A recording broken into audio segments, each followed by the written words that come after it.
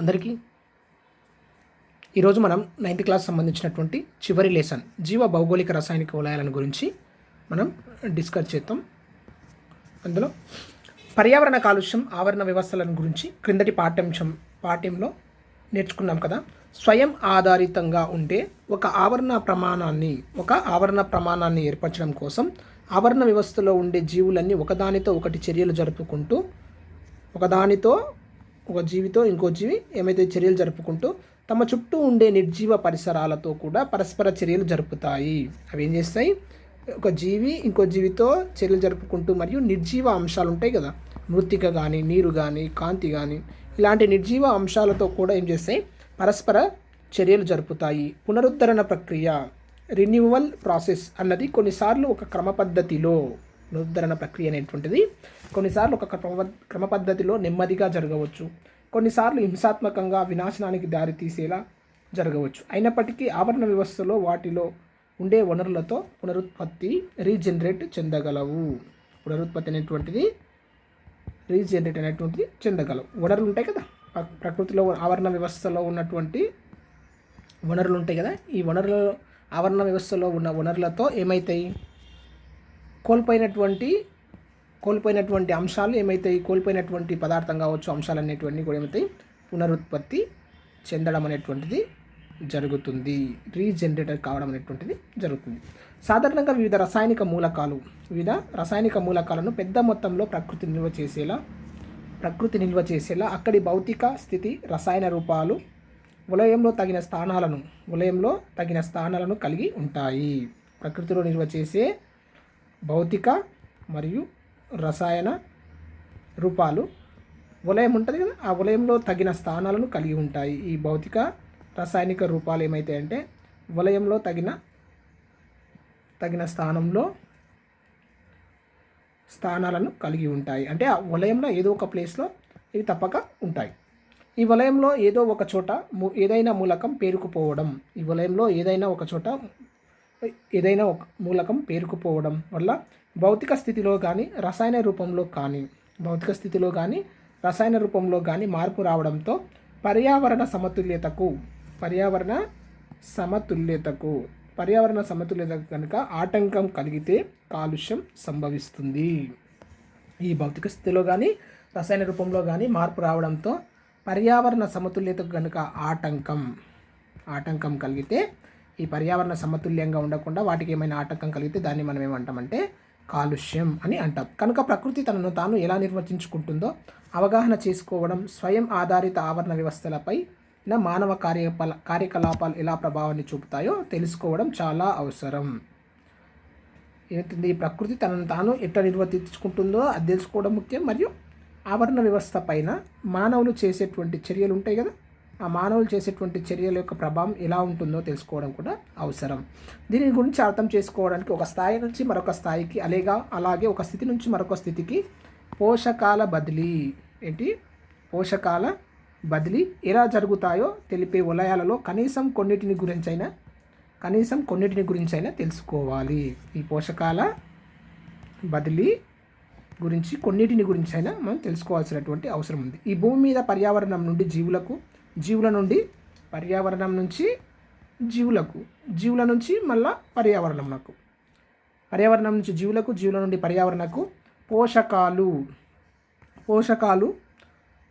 ప్రసరణ జరగడంలో ఇమిడి ఉండే నిర్దిష్ట మార్గాలనే మనం ఏమంటామంటే జీవ భౌగోళిక రసాయన వలయాలు అని అంటాం. పర్యావరణం నుంచి జీవులకు, మరియు జీవుల నుంచి పర్యావరణానికి పోషకాల బదిలీ అనేటువంటిది, పోషకాల ప్రసరణ జరగడంలో ఇమిడి ఉండే నిర్దిష్ట మార్గాలను మనం జీవ భౌగోళిక రసాయనిక వలయాలు లేదా బయోజియో కెమికల్ సైకిల్స్ అని కూడా అంటారు. ఏమంటారు? బయోజియో కెమికల్ సైకిల్స్ అని కూడా అంటారు. జీవ భౌగోళిక రసాయనిక వలయాలు. జీవావరణంలోని సజీవ అంటే మొక్కలు కానీ జంతువులు కానీ అన్ని రకాల జీవులు, ప్రాణంతో ఉండేటువంటి అన్ని జీవులు. నిర్జీవాంశాలు ఏంటంటే కాంతి, నీరు, మృత్తిక, నేల ఇలాంటివన్నీ కూడా నిర్జీవ అంశాలు. సజీవ నిర్జీవ అంశాల మధ్య స్థిరంగా జరిగే పరస్పర చర్యలు అనేక మార్పులు కలిగి ఉన్నప్పటికీ వ్యవస్థని మాత్రం స్థిరంగా ఉంచుతాయి. జీవావరణ వ్యవస్థలోని సజీవ నిర్జీవ అంశాల మధ్య స్థిరంగా జరిగే ఈ పరస్పర చర్యలు అనేక మార్పులు కలిగి ఉన్నప్పటికీ వ్యవస్థను మాత్రం ఏం చేస్తాయి, మార్పులు నిరంతరం జరుగుతూనే ఉంటాయి. ఈ మార్పులు జరిగినా కానీ వ్యవస్థ మాత్రం ఎట్లుంటుంది, స్థిరంగా ఉంచుతాయి. జీవావరణంలోని వివిధ అంశాల మధ్య పదార్థం మరియు శక్తి బదిలీ కోసం ఈ విధమైన పరస్పర చర్యలు జరుగుతూ ఉంటాయి. పదార్థం మార్పిడి మరియు శక్తి బదిలీ కోసం ఈ విధమైన పరస్పర చర్యలు జరుగుతూ ఉంటాయి. అలాగే భూమి మీద పదార్థ బదిలీ మార్గాన్ని నిర్దేశించేవే జీవ భౌగోళిక రసాయన వలయాలు.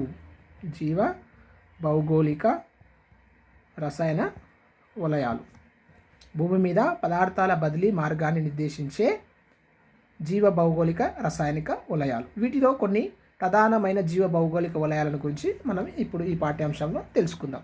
జీవ భౌగోళిక రసాయనిక వలయాలు అనే పేరును బట్టి చూస్తే మనకు వాటిలో జీవ మరియు భౌగోళిక భౌతిక రసాయనిక మార్గాలు ఇమిడి ఉంటాయన్న సంగతి తెలుస్తుంది. జీవాంశాలు ఉన్నాయి, ఇందులో భౌగోళిక అంశాలు ఉన్నాయి, రసాయనిక. ఈ మూడు అంశాలు భౌతిక రసాయనిక మార్గాల నుండి ఇమిడి ఉన్నాయన్న సంగతి మనకు తెలుస్తుంది. జీవ భౌగోళిక అంశాల్లో జీవాంశాలు, భౌతిక అంశాలు, రసాయనిక అంశాలు అన్ని అంశాలు కలిగి ఉంది. భూమి మీద ఉన్న పోషకాల నిల్వల మూలాల్లో కొన్ని జీవ సంబంధమైన రసాయనాలను కలిగి ఉంటే, కొన్ని ఏం చేస్తాయి, జీవ సంబంధమైన రసాయనాలను కలిగి ఉంటే మరికొన్ని నిరింద్రియ లేదా అకర్బన, అంటే వాటికి జీవ సంబంధమైన అంశాలు కావు. ఇవి నిరింద్రియ మరియు అకర్బన సంబంధమైనవిగా ఉంటాయి. నిరింద్రియ అంటే ప్రాణం లేనటువంటివి మరియు అకర్బన ఆర్గానిక్ కానటువంటివే ఇనార్గానిక్. అకర్బన సంబంధమైనవి ఉంటాయి. అంతేకాక భౌగోళిక రసాయనాలుగా కూడా ఉంటాయి. చాలామంది ఆవరణ వ్యవస్థలు నీరుని జీవ భౌగోళిక రసాయనిక వలయంగా భావించినప్పటికీ, నీరు ఉంది కదా, వాటర్, H2O, ఇది జీవ భౌగోళిక రసాయనిక వలయంగా భావించినప్పటికీ అది ప్రధాన మూలకాలైన హైడ్రోజన్ మరియు ఆక్సిజన్, పొట్టు ఉంది కదా, ఆక్సిజన్ల మూలమే. ఈ నీరు అనేటువంటిది హైడ్రోజన్ మరియు ఆక్సిజన్లు, H2O అని చెప్తున్నాం కదా నీరు గురించి. నీటి ఫార్ములా ఏంది, H2O. ఈ రెండు హైడ్రోజన్ ఆక్సిజన్ల యొక్క మూలమే ఏంటి, నీరు. కొన్ని సజీవులు వాటిని వినియోగించుకొని ప్రకృతిలో చాలా జీవులకు ప్రాథమిక ఆహారపు అణువులను తయారు చేస్తాయి. కొన్ని జీవులు ఏం చేస్తాయి, వీటిని వినియోగించుకొని ప్రకృతిలో చాలా జీవులకు కావాల్సినటువంటి ప్రాథమిక ఆహారపు అణువులను తయారు చేస్తాయి. అది ఎట్లా అంటే ఫోటోసింథసిస్లో 6CO2 + 12H2 అని చెప్తున్నాం కదా, ఇక్కడ వాటర్ యూజ్ అవుతుంది కదా, అట్లా ప్రాథమిక ఆహారపు అణువులను తయారు చేస్తాయి. నీరు సార్వత్రిక ద్రావణి. జీవ కణంలో జరిగే వివిధ చర్యలకు నీరు అనేటువంటిది చాలా అవసరం. అందుకని మనం ఈ పాఠంలో జలచక్రాన్ని గురించి తెలుసుకుందాం. ఇంకా పోషకాల నిల్వలో ప్రకృతిలో అనేక మూలకాలు ఇమిడి ఉన్నప్పటికీ వాటిలో కొన్ని ప్రధానమైన మూలకాలు అయినటువంటి ఆక్సిజన్, నైట్రోజన్, కార్బన్ వలయాలను గురించి ఇప్పుడు తెలుసుకుందాం. ఫస్ట్ జలచక్రం, వాటర్ సైకిల్. జలచక్రం మరియు వాటర్ సైకిల్. భూమి మీద ఉన్న మొత్తం నీరు ఎల్లప్పుడూ భూమి మీదనే ఉంటుందా? భూమి ఎప్పుడైనా కొత్త నీరు వచ్చి చేరుతుందా? వర్షం వల్ల వచ్చేది కొత్త నీరేనా? భూమి మీద ఉన్న నీరు అదృశ్యం అవ్వదు. నీరు ఎల్లప్పుడూ కూడా జల సంచయనం హైడ్రోలాజికల్ సైకిల్ ద్వారా ఏమవుతుంది, నిరంతరం పునఃచక్రీయం అవుతూ ఉంటుంది. నీరు అనేటువంటిది ఎప్పుడు పునఃచక్రీయము అవుతూ ఉంటుంది. పునఃచక్రీయం అంటే సముద్రాల్లో ఉన్నటువంటి నీరు ఆవిరై మేఘాలుగా మారుతుంది. ఆ మేఘాలు మళ్ళీ వర్షపు రూపంలో మళ్ళీ నేల మీద కురిసి మళ్ళీ సముద్రాల్లో నదులు, సరస్సుల రూపంలో వెళ్ళి ఏం చేస్తుంది, సముద్రంలో కలుస్తుంది. ఇది మొత్తం పునఃచక్రీయ హైడ్రోలాజికల్ సైకిల్ ద్వారా నిరంతరం పునఃచక్రీయం అవుతూ ఉంటుంది. మనకు నీటి కొరత ఎక్కువ. నిజానికి నీరు అనుకున్న దానికంటే కూడా మంచినీరు కొరత ఎక్కువగానే ఉంది. ఈ భూమి మీద ఉన్న నీటిలో దాదాపు 97% వాటర్ ఎక్కడ ఉంటుంది, సముద్రంలో ఉంది. 97% నీరు ఎక్కడుంది, సముద్రంలో ఉంది. 3% వాటర్ మాత్రమే ఎక్కడ ఉంటుంది? మంచినీటి రూపంలో ఉంటే అందులో 2%, 3%, 97% ఏమో సముద్రంలో ఉంది. అందులో 3% మంచినీరు. ఈ 3% మంచినీరులో కూడా 2% ఎట్లుంటుంది? మంచినీరు గట్టగట్టిన గ్లేసియర్ రూపంలో ధ్రువ ప్రాంతాలలో ఉంటుంది. ఈ 2%, 3%లో 2% ఏముంటుంది? గ్లేసియర్ మంచు రూపంలో మరియు గడ్డగట్టిన ధ్రువ ప్రాంతాల్లో ఉంటుంది. కాబట్టి 1% మంచినీరు మాత్రమే మనకు అందుబాటులో ఉంటుంది. మనకు మంచినీరు ఎంత ఉంటుంది? 1% మంచినీరు మాత్రమే అందుబాటులో ఉంటుంది. ఇందులో కూడా మళ్ళీ ఈ 1% మంచినీటిలో 1/4 మన 4 భాగాలు అనుకుంటే ఈ 1ను అందులో 1 భాగము ఎట్లుంటుంది? భూగర్భ జలంగా 1 భాగం ఎట్లుంటుంది? భూగర్భ జలంగా ఉండడం అనేటువంటిది మనం చూడవచ్చు. 1% భూగర్భ జల రూపంలో ఉంటుంది.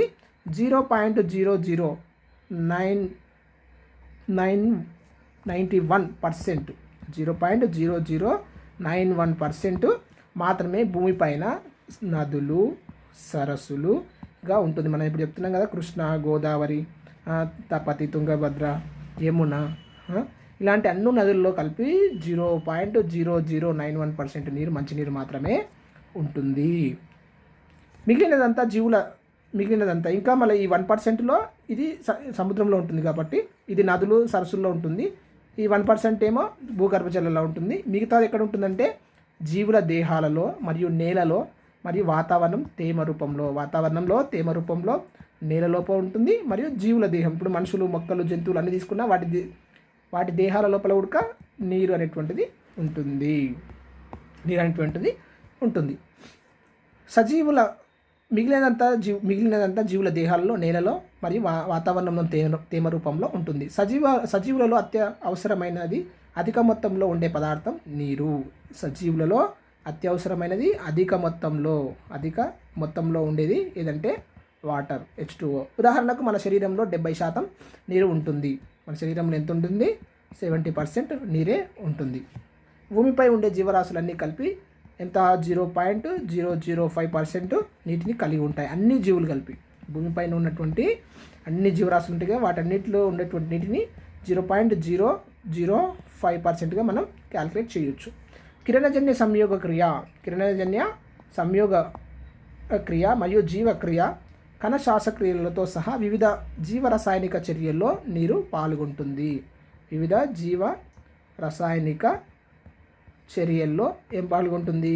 వాటర్ అనేటువంటిది పాల్గొంటుంది.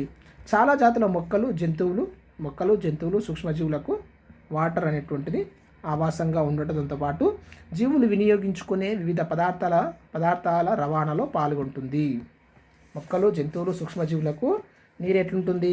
ఆవాసంగా ఉండటంతో పాటు జీవులు వినియోగించుకునే వివిధ పదార్థాల రవాణాలో, అంటే ఇప్పుడు ఫర్ ఎగ్జాంపుల్ మొక్క తీసుకున్నామండి. మొక్క వేర్లు ఏం చేస్తాయి? నేలలో పాతుకొని ఉంటాయి. ఇందులో నేల నుంచి ఏం చేస్తుంది? అది నీటితో పాటు ఏం చేస్తుంది? ఖనిజ లవణాలను, తనకు కావాల్సినటువంటి నైట్రోజన్, ఫాస్ఫరస్, పొటాషియం, ఐరన్ ఇలాంటి అన్ని మూలకాలను కూడా, ఖనిజ లవణాలను అన్నింటిని కూడా నీటితో పాటు తీసుకుపోతుంది. అంటే మొక్కకు కావాల్సినటువంటి నీరుతో పాటు మిగిలిన పదార్థాలు కూడా నీటి ద్వారా ఏమవుతుంది? వివిధ పదార్థాల రవాణాలో పాల్గొంటుంది. అందుకని నీటి వనరులను మనం సంరక్షించుకోవాలి. నీటి జలాశయాల నుండి నీరు ఎలా ఆవిరవుతుంది? ఆ ఆవిరి ద్రవీభవించి వర్షం ఎలా కురుస్తుందో మీకు తెలుసా? మనం 6th, 7th క్లాస్లలో మనం నీరు ఉన్నదే కొంచెం వృధా చేయకండి అంటే ఆ పాఠ్యాంశంలో వర్షం ఎలా కురుస్తుంది అనే అంశంలో మనం దీని గురించి తెలుసుకుందాం. నీరు ఆవిరిగా మారటం, తిరిగి వర్షం రూపంలో భూమిపైన కురియటం. వర్షపురంలో ఇప్పుడు ఇది మనం ఒక వాటర్ బాడీ అనుకుంటే సముద్రం కానీ, నదులు కానీ, ఇక్కడ ఉన్నటువంటి నీరు ఏమవుతుంది? సూర్యుని వేడికి ఏమవుతుంది? ఆవిరి రూపంలో మారి అది మేఘాలుగా ఏర్పడి మళ్ళీ అది ఏం చేస్తుంది? వర్షపు రూపంలో మళ్ళీ నేలపైన కూర్చి ఈ విధంగా నదులు, సరస్సులు మొదలైనటువంటి వాటి ద్వారా చివరికి ఏమవుతుంది? సముద్రంలో కలుస్తుంది. మరియు వివిధ రూపాలలో అవక్షేపాలుగా మారి భూమి నుండి వివిధ మార్గాలుగా, అనగా నది, భూగర్భ, జల మార్గాల ద్వారా సముద్రంలో కలిస్తే మొత్తం ప్రక్రియను మనం ఏమంటాం? జల చక్రము. ఈ మొత్తం ప్రక్రియను మనం ఏమంటున్నామంటే జల చక్రం అని అంటున్నాం. జలచక్రం మనను అనుకున్నంత సులభంగా సూటిగా జరిగే ప్రక్రియ కాదు. జలచక్రం అనేది మనం అనుకున్నంత సులభంగా జరిగే ప్రక్రియ కాదు. భూమిపైన పడ్డ వర్షపు నీరు మొత్తం నేరుగా సముద్రంలోనికి పోదు. భూమిపై పడ్డ వర్షపు నీరు ఉంటుంది కదా, వాటర్ అనేటువంటిది మొత్తం సముద్రంలోనికి పోదు. అందులో కొంత భాగం నీరులో ఇంకుతుంది. వాటర్ అనేటువంటిది నీరులో ఇంకుతుంది. అది ఆ నేలలో ఇంకినటువంటి నీరు ఏమవుతుంది, భూగర్భ జలంలో భాగం అవుతుంది. భూగర్భ జలంలో భాగం అవుతుంది. భూగర్భ జలంలోని కొంత నీరు ఊటల రూపంలో పైకి వస్తుంది. భూగర్భ జలంలో ఉన్నటువంటి వాటర్ ఉంటుందిగా, మనం బావులు కానీ బోర్లు కానీ వేసినప్పుడు అదేంటంటే ఊటల రూపంలో పైకి వస్తుంది. లేదా మన అవసరం నిమిత్తం బావులు, గొట్ట బావుల ద్వారా పైకి తీస్తాం. భూమిపై నివసించే జంతువులు, మొక్కలు. భూమిపై నివసించే మొక్కలు, జంతువులు వివిధ జీవక్రియలకు నీటిని ఏం చేస్తాయి, వినియోగించుకుంటాయి. జీవరాశి ఏర్పడడానికి కావలసిన సేంద్రియ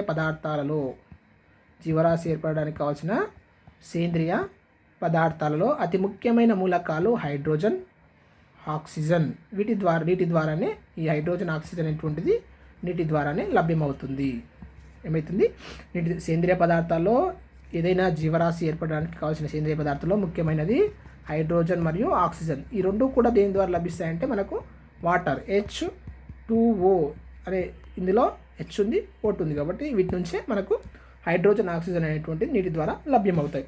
జలచక్రం జరిగేటప్పుడు నీరు ఏమవుతుంది, మరొక కోణంలో చూద్దాం. అనేక రకాల లవణాలను నీరు కరిగించుకోగలదని మీకు తెలుసు. మనం చెప్పుకున్నాం కదా, నేలలో ఇప్పుడు మొక్క ఉంటుంది, మొక్క డైరెక్ట్ ఖనిజ లవణాలను తీసుకోదు, నీటిలో ఆ ఖనిజ లవణాలు కరగడం వల్ల ఆ నీటిని ఖనిజ లవణాలతో పాటు మొక్క గ్రహించడం అనేటువంటిది జరుగుతుంది. వర్షం కురిసినప్పుడు ఈ లవణాలన్నీ నీటిలో కరిగి కలుషితాలు నీటి ప్రవాహం ద్వారా నదులు, సరస్సుల్లో, సముద్రాల్లో కొట్టుకొని పోవడం వల్ల వాతావరణం శుభ్రపడుతుంది. వీటితో పాటు కొన్ని లవణాలు ఏం చేస్తాయి, ఇప్పుడు భూమిపైన ఉన్నటువంటి లవణాలు ఉంటాయి కదా, అవన్నీ ఏం చేస్తాయి, నీటిలో కరిగి అవన్నీ కొట్టుకుపోయి సముద్రంలో కలుస్తాయి. ఇక్కడ ఉన్నటువంటి వాతావరణం ఏమవుతుంది, శుభ్రపడుతుంది. కలుషితాల తీవ్రత కూడా సజలం అవుతుంది. ఇక్కడ ఉన్నటువంటి కలుషితాల తీవ్రత, అధికంగా ఉన్న కలుషితాల తీవ్రత ఏమవుతుంది, సజలం అవుతుంది. అంటే ఏమవుతుంది, తక్కువ గాఢత కలిగినటువంటి కలుషితాల వాతావరణం ఏర్పడుతుంది, సజలం అవుతుంది. నీరు రాళ్ళపై నుండి ప్రవహించేటప్పుడు రాళ్ళలో ఉండే ఖనిజాలలో కొన్ని ఏమైతాయి, నీటిలో కరుగుతాయి. కొండలు ఉంటాయి చూసినా, వాటిపైన వర్షం కురిసినప్పుడు ఏమవుతాయి, రాళ్ళలో కూడా కొన్ని లవణాలు ఉంటాయి. ఆ లవణాలు ఏం చేస్తాయి, నీటిలో కరుగుతాయి. నీటిలో కరిగి ఏమవుతాయి, నీటి ద్వారా అవి కూడా ప్రవహించడం అనేటువంటి జరుగుతుంది. రాళ్ళలో ఉండే ఖనిజాల్లో కొన్ని నీటిలో కరుగుతాయి. అలా నదులు భూమిపై ఉన్నటువంటి అనేక పోషకాలను ఏం చేస్తాయి, సముద్రంలోనికి తీసుకొని వెళ్తాయి. వాటిలో కొన్నిటిని సముద్రపు జీవులు ఏం చేస్తాయి, వాడుకుంటాయి. సముద్రంలో కూడా చేపలు, మొక్కలు, సముద్రపు కలుపు మొక్కలు అవన్నీ ఉంటాయి కదా, అవన్నీ ఏం చేస్తాయి, వీటిని వినియోగించుకుంటాయి. మిగిలినవి అలాగే ఉండిపోతాయి. అవి తిరిగి వ్యవస్థలోకి పూర్తిగా చక్రీయం చెందడానికి చాలా కాలం పడుతుంది. మళ్ళీ అవన్నీ వ్యవస్థలోనికి రావడానికి, అంటే మళ్ళీ అవి భూమిపైకి రావడానికి చాలా సమయం అనేటువంటిది పడుతుంది, సముద్రంలోకి చేరినటువంటిది. మరో పక్కన చూస్తే ఇబ్బంది కూడా కలుగుతుంది. సల్ఫర్ డయాక్సైడ్ మరియు నైట్రోజన్ ఆక్సైడ్ వంటి హానికర పదార్థాలు నీటిలో కరగడం వలన ఏమవుతుంది, ఆమ్ల వర్షాలు కురుస్తాయి. ఇప్పుడు మనం చూసినట్లయితే వాహనాలు మరియు పెట్రోలియం, డీజిల్తో నడిచేటువంటి వాహనాలు ఏమైతాయి, పూర్తిగా మండని ఇంధనాలను మనం ఉపయోగించినప్పుడు అవి ఏం చేస్తాయి, SO2, NO2, నైట్రోజన్ ఆక్సైడ్ ఇలాంటి వాటిని ఉత్పత్తి చేస్తాయి. ఇవి ఏం చేస్తాయి, వాతావరణంలో మూలకాల రూపంలో, వాయువుల రూపంలో ఉండివ్వడం అనేటువంటి జరుగుతుంది. పైనుంచి వర్షం కురిసినప్పుడు ఆ వర్షపు నీటితో ఈ SO2, NO2 కూడా చర్యనుంది ఆమ్ల వర్షం, అంటే ఆమ్లాలతో కూడినటువంటి వర్షాలను కురవడం అనేటువంటిది, నేలపైన కురవడం అనేటువంటిది జరుగుతుంది. దీనివల్ల మొక్కలకు, భవనాలకు ప్రమాదం అనేటువంటిది ఉంటుంది. నైట్రోజన్ వలయము, మనం ఇప్పుడు ఏమిందంటే డిస్కస్ చేయబోయే అంశం ఏంది, నైట్రోజన్ వలయము, ది నైట్రోజన్ సైకిల్. నైట్రోజన్ వాతావరణంలో అధిక మొత్తంలో ఉన్న మూలకం. వాతావరణంలో అత్యధిక మొత్తంలో ఉన్నటువంటిది మూలకం ఏంటంటే నైట్రోజన్. ఇది ప్రోటీన్లు, కేంద్రక ఆమ్లాలు ఏర్పడడంలో ప్రధాన పాత్ర పోషిస్తుంది. జీవుల్లో ఇది ఏం చేస్తుందంటే ప్రోటీన్లను మరియు కేంద్రక ఆమ్లాలు ఏర్పడటంలో ఇది ఏం చేస్తుంది, ముఖ్య పాత్ర పోషిస్తుంది. నైట్రోజన్ వలయము సంక్లిష్టమైన జీవ భౌగోళిక రసాయనిక వలయము. నైట్రోజన్ వలయం ఏది, సంక్లిష్టమైన జీవ భౌగోళిక రసాయనిక వలయం. ఈ వలయంలో జడ స్వభావం కలిగి వాతావరణంలో అనురూపంలో ఉండే ఉంటుంది కదా నైట్రోజన్, జీవక్రియలకు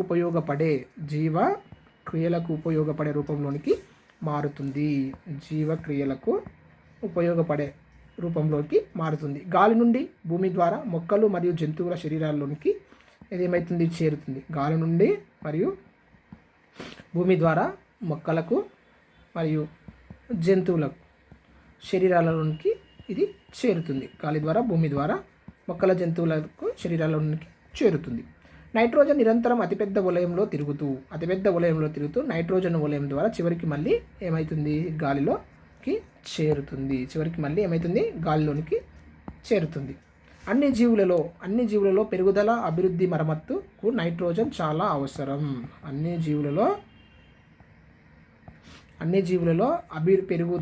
పెరుగుదల మరియు అభివృద్ధి మరియు మరమ్మత్తు, మనకి గాయాలు కావడం అలాంటివి ఉంటాయి కదా, వాటిలో అభివృద్ధి మరియు మరమ్మతులకు పెరగడం కోసం కూడా నైట్రోజన్ అనేటువంటిది చాలా అవసరం. అది ఏ జీవులైనా కావచ్చు, మొక్కలు కానీ, జంతువులు కానీ, మానవులు కానీ, ఎవరైనా సరే నైట్రోజన్ అనేటువంటిది అవసరం. ప్రోటీన్ల సంశ్లేషణకు నైట్రోజన్ చాలా అవసరం. భూమిపైన ఉన్న వాతావరణంలో 78%, భూమిపై ఉన్నటువంటి వాతావరణంలో 78% నైట్రోజన్ ఉన్న మొక్కలు మరియు జంతువులు దీనిని ఆ రూపంలో ఉపయోగించుకోలేవు. వాతావరణంలో నైట్రోజన్ ఎంత శాతం ఉంటుందంటే 78% ఉంటుంది. ఈ 78% ఉన్నటువంటి నైట్రోజన్ వాయువును అదే రూపంలో మొక్కలు కానీ, జంతువులు కానీ ఏవి కూడా ఉపయోగించుకోలేవు. అందువల్ల వాతావరణంలోని నైట్రోజన్ నేలలో ఉండేటువంటి జీవరసాయనిక రైజోబియం కావచ్చు, నైట్రోసోమోనస్ కావచ్చు, ఇలా మొదలైనటువంటి బ్యాక్టీరియాలు ఏం చేస్తాయంటే బ్యాక్టీరియా ద్వారా మరియు భౌతిక, రసాయనిక, కాంతి మొదలైన చర్యల పద్ధతుల ద్వారా మొక్కలు గ్రహించే వివిధ సమ్మేళనాలుగా ఏమవుతుంది, మార్పు చెందుతుంది.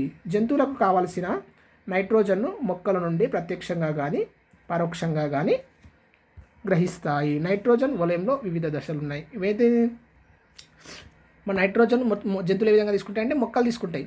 మొక్కలు ఏం చేస్తాయి, రైజోబియం కానీ, నైట్రోసోమోనస్ వంటివి ఇవేం చేస్తాయి, మొక్కకు అందిస్తాయి. మొక్క నైట్రోజన్ను స్వీకరిస్తుంది. ఆ మొక్కలను ఆహారంగా తీసుకున్న జంతువులు ఉంటాయి కదా, ఆ మొక్కల నుండి జంతువులకు నైట్రోజన్ అనేటువంటిది సరఫరా కావడం జరుగుతుంది. మొక్కల జంతువుల నుండి తీసుకున్న మానవులకు ఇలాంటివి కూడా ఏమవుతుంది, నైట్రోజన్ అనేటువంటిది ఈ విధంగా చేరడం అనేటువంటిది జరుగుతుంది. ఇప్పుడు నైట్రోజన్ వలయంలో ఉన్నటువంటి దశలను చూద్దాం. ఏమేమి దశలు ఉన్నాయి, నైట్రోజన్ స్థాపన, నైట్రోజన్ ఫిక్సేషన్, తర్వాత నత్రీకరణ లేదా నైట్రిఫికేషన్, తర్వాత స్వాంగీకరణ లేదా అసిమిలేషన్, తర్వాత అమోనిఫికేషన్, తర్వాత డీనైట్రిఫికేషన్ లేదా వినత్రీకరణ, నైట్రోజన్ ఫిక్సేషన్, తర్వాత నత్రీకరణ, స్వాంగీకరణ, తర్వాత అమోనీకరణ, తర్వాత వినత్రీకరణ. ఇవి గుర్తుపెట్టుకోవాలి. ఈ సీక్వెన్స్ అడుగుతారండి. నైట్రోజన్ స్థాపన ఫస్ట్, తర్వాత నత్రీకరణ సెకండ్, తర్వాత స్వాంగీకరణ థర్డ్, అమోనీకరణ ఫోర్త్, వినత్రీకరణ ఫిఫ్త్. మనం తెలుగులో ఒక వర్డ్ ఉంటుంది అవి అని. ఆ అంటే అమోనీకరణ, వి అంటే వినత్రీకరణ, సా ఇదేంటి నానా నాసా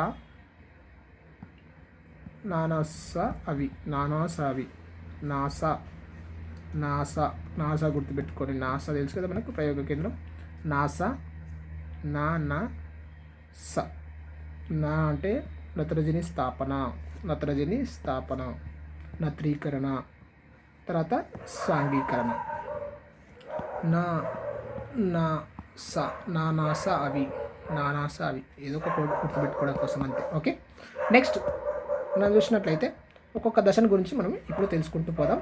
నెక్స్ట్ నైట్రోజన్ స్థాపన. వాతావరణంలో ప్రాథమికంగా జడస్థితిలో లేదా క్రియారహితంగా మనం పనిచేయని స్థితిని మనం ఏమంటామంటే జడస్థితి అని అంటాం. జడస్థితిలో లేదా క్రియారహితంగా ఉండే నైట్రోజన్ను కొన్ని రకాల జీవులు మాత్రమే వినియోగించుకోగలవు. అన్ని జీవులు వినియోగించుకోలేవు, కొన్ని రకాల జీవులు మాత్రమే వినియోగించుకోలేవు. అందువలన నైట్రోజన్ సమ్మేళనం స్థిర రూపంలోకి మార్చబడుతుంది.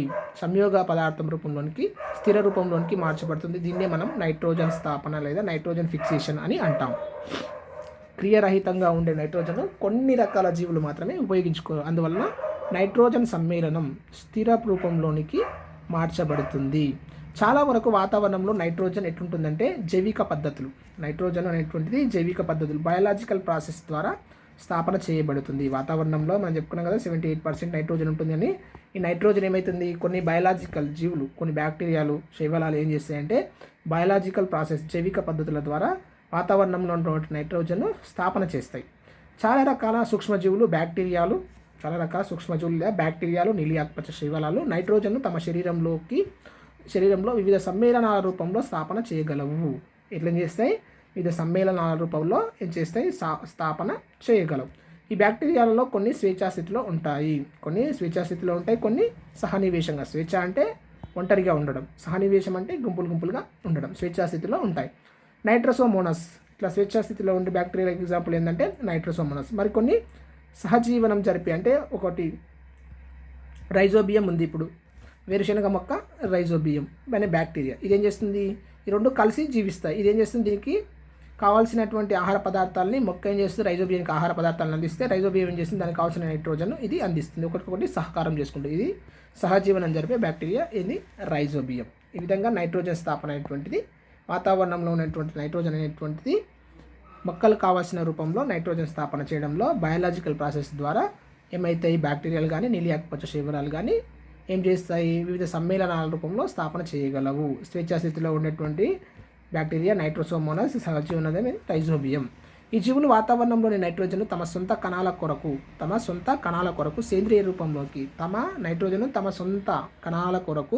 సేంద్రియ రూపంలోనికి మార్చుకుంటాయి. ఈ జీవులు చనిపోయినప్పుడు అవి సొంత కణాల్లోనికి మార్చుకున్న తర్వాత ఏమైతే చనిపోయినప్పుడు వాటిలోని నైట్రోజన్ నేలలో సమ్మేళనాల రూపంలో మొక్కలకు అందుబాటులోకి వస్తాయి. ఈ నైట్రోసోమోనస్ కానీ రైజోబియం కానీ ఏం చేస్తాయి? నైట్రోజన్ తమ కోసమే స్వీకరించిన తర్వాత అవి చనిపోయిన తర్వాత ఏమవుతాయి?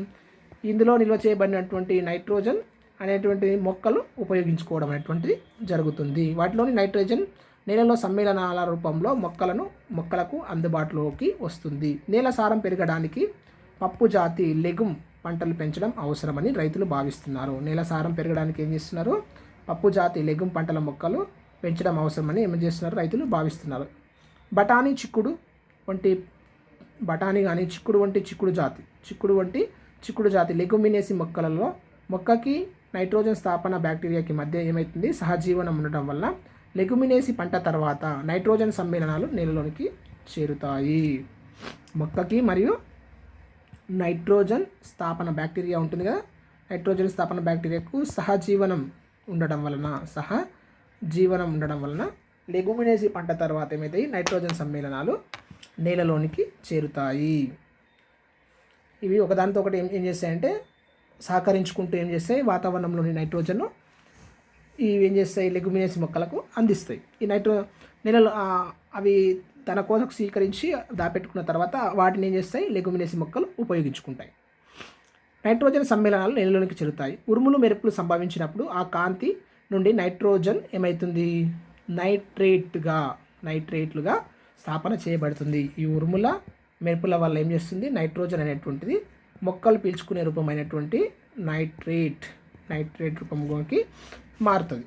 నైట్రేట్లుగా స్థాపన చేయబడుతుంది. ఈ విధంగా ఏర్పడిన నైట్రేట్ల అవక్షేపాలు నేలలోకి నీటిలోనికి చేరుతాయి. ఈ నైట్రేట్లు ఏం చేస్తాయి? నేలలోకి మరియు నీటిలో కరుగుతాయి. ఆ నైట్రేట్లను మొక్కలు గ్రహించి ప్రోటీన్లు, కేంద్రక ఆమ్లాలను తయారు చేసుకుంటాయి. ఇవి నీళ్ళలో కరుగుతాయి కదా. ఈ నీటిని మరియు నేలలో ఉండటం వల్ల ఏం చేస్తాయి? మొక్కల యొక్క వేర్లు వీటిని తీసుకోవడం జరుగుతుంది. తీసుకొని అవి ఏం చేస్తాయి? వాటి యొక్క జీవన క్రియలు, ప్రోటీన్లను ఏర్పరచుకోవడం, కేంద్రక ఆమ్లాలను ఏర్పరచుకోవడంలో ఈ నైట్రేట్లను ఉపయోగించుకోవడం అనేటువంటిది జరుగుతుంది. ఇది నైట్రోజన్ స్థాపన. ఈ నైట్రోజన్ స్థాపన చేసేటువంటి వాటిలో ముఖ్యమైనది ఏంటంటే పప్పు జాతికి చెందిన లెగుమినేసి జాతికి చెందినటువంటి మొక్కలు. అవి బఠానీ కావచ్చు, చిక్కుడు కావచ్చు, పప్పు జాతికి చెందినటువంటి మొక్కలు ముఖ్య పాత్ర పోషిస్తాయి. అంటే అవి చాలా ఈ నైట్రోజన్ స్థాపన చేయడంలో ముఖ్యమైనటువంటి మొక్కలు. తర్వాత నత్రీకరణ లేదా నైట్రిఫికేషన్. నేలలో ఉండే వినత్రీకరణ బ్యాక్టీరియాలు నైట్రేట్లను ఇవేం చేస్తాయి? నైట్రేట్లను ఏం చేస్తాయి? అమోనియా రూపంలోనికి మారుస్తాయి. నేలలోని వినత్రీకరణ బ్యాక్టీరియాలు నైట్రేట్లను ఏం చేస్తాయి? అమోనియా రూపంలోనికి మారుస్తాయి. ఇది వినత్రీకరణ బ్యాక్టీరియాలు నైట్రేట్లను మరి ఏం చేస్తాయి? అమోనియా రూపంలోనికి మారుస్తాయి. ముఖ్యంగా నీటిలో లాగుకునే నేలలు. నైట్రిఫైయింగ్ బ్యాక్టీరియా ఈ అమోనియాను ఉపయోగించుకొని ఏం చేస్తుంది? నైట్రిఫైయింగ్ బ్యాక్టీరియా అనేది ఏం చేస్తుంది? ఈ అమోనియాని ఉపయోగించుకొని ప్రోటీన్లు, కేంద్రక ఆమ్లాలు నైట్రేట్లుగా మార్చుకుంటాయి. ఇవేం చేస్తాయి? ఈ నైట్రిఫైయింగ్ బ్యాక్టీరియా అమోనియాను ఉపయోగించుకొని ప్రోటీన్ కేంద్రక ఆమ్లాలు మరియు నైట్రేట్లుగా మార్చుకుంటాయి. ఇది నైట్రిఫైయింగ్ బ్యాక్టీరియా. మళ్ళీ ఈ అమోనియాను ఇది మొక్కలు ఉపయోగించుకునే రూపమైనటువంటి నైట్రేట్లుగానే మారుస్తుంది. ఓకే, ప్రధానంగా నైట్రోసోమోనస్ అనేటువంటిది బ్యాక్టీరియా ఏం చేస్తుంది, తావొచ్చు చూడండి, ఇది చాలా ఇంపార్టెంట్, ఇక్కడ కన్ఫ్యూజన్ కావద్దు. ఏ బ్యాక్టీరియా దేనిగా మారుస్తుంది అనేటువంటి చాలా ఇంపార్టెంట్.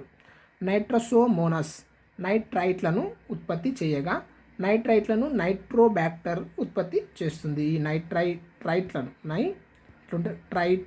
నైట్రైట్లను ఏం చేస్తుంది, నైట్రైట్స్లను నైట్రోసోమోనస్ ఉత్పత్తి చేస్తే మొక్కలు ఉపయోగించుకునే నైట్రేట్లు ఉన్నాయి కదా, దాన్ని ఏం చేస్తుంది, నైట్రోబ్యాక్టర్ ఉత్పత్తి చేస్తాయి. వీటిని నైట్రేట్లుగా మార్చే సామర్థ్యం కూడా ఉంటుంది. వీటికి నైట్రేట్లుగా మార్చే సామర్థ్యం కూడా ఉంటుంది. సూక్ష్మజీవులు చనిపోవడం వలన నేలలో నత్రజని సంబంధ పదార్థాలు కలుస్తాయి. ఈ విధంగా మార్చుకొని ఏం చేస్తాయి, సూక్ష్మజీవులు తనలో నిక్షిప్తం చేసుకుంటాయి. తర్వాత ఏమైతాయి, సూక్ష్మజీవులు చనిపోవడం అనేటువంటి జరుగుతాయి. చనిపోయినటువంటి జీవులలో ఉన్నటువంటి ఈ నైట్రేట్లు ఏం చేస్తాయి, నీళ్ళలో కానీ నీటిలో కానీ కరిగి అవి మొక్కలకు ఉపయోగపడతాయి.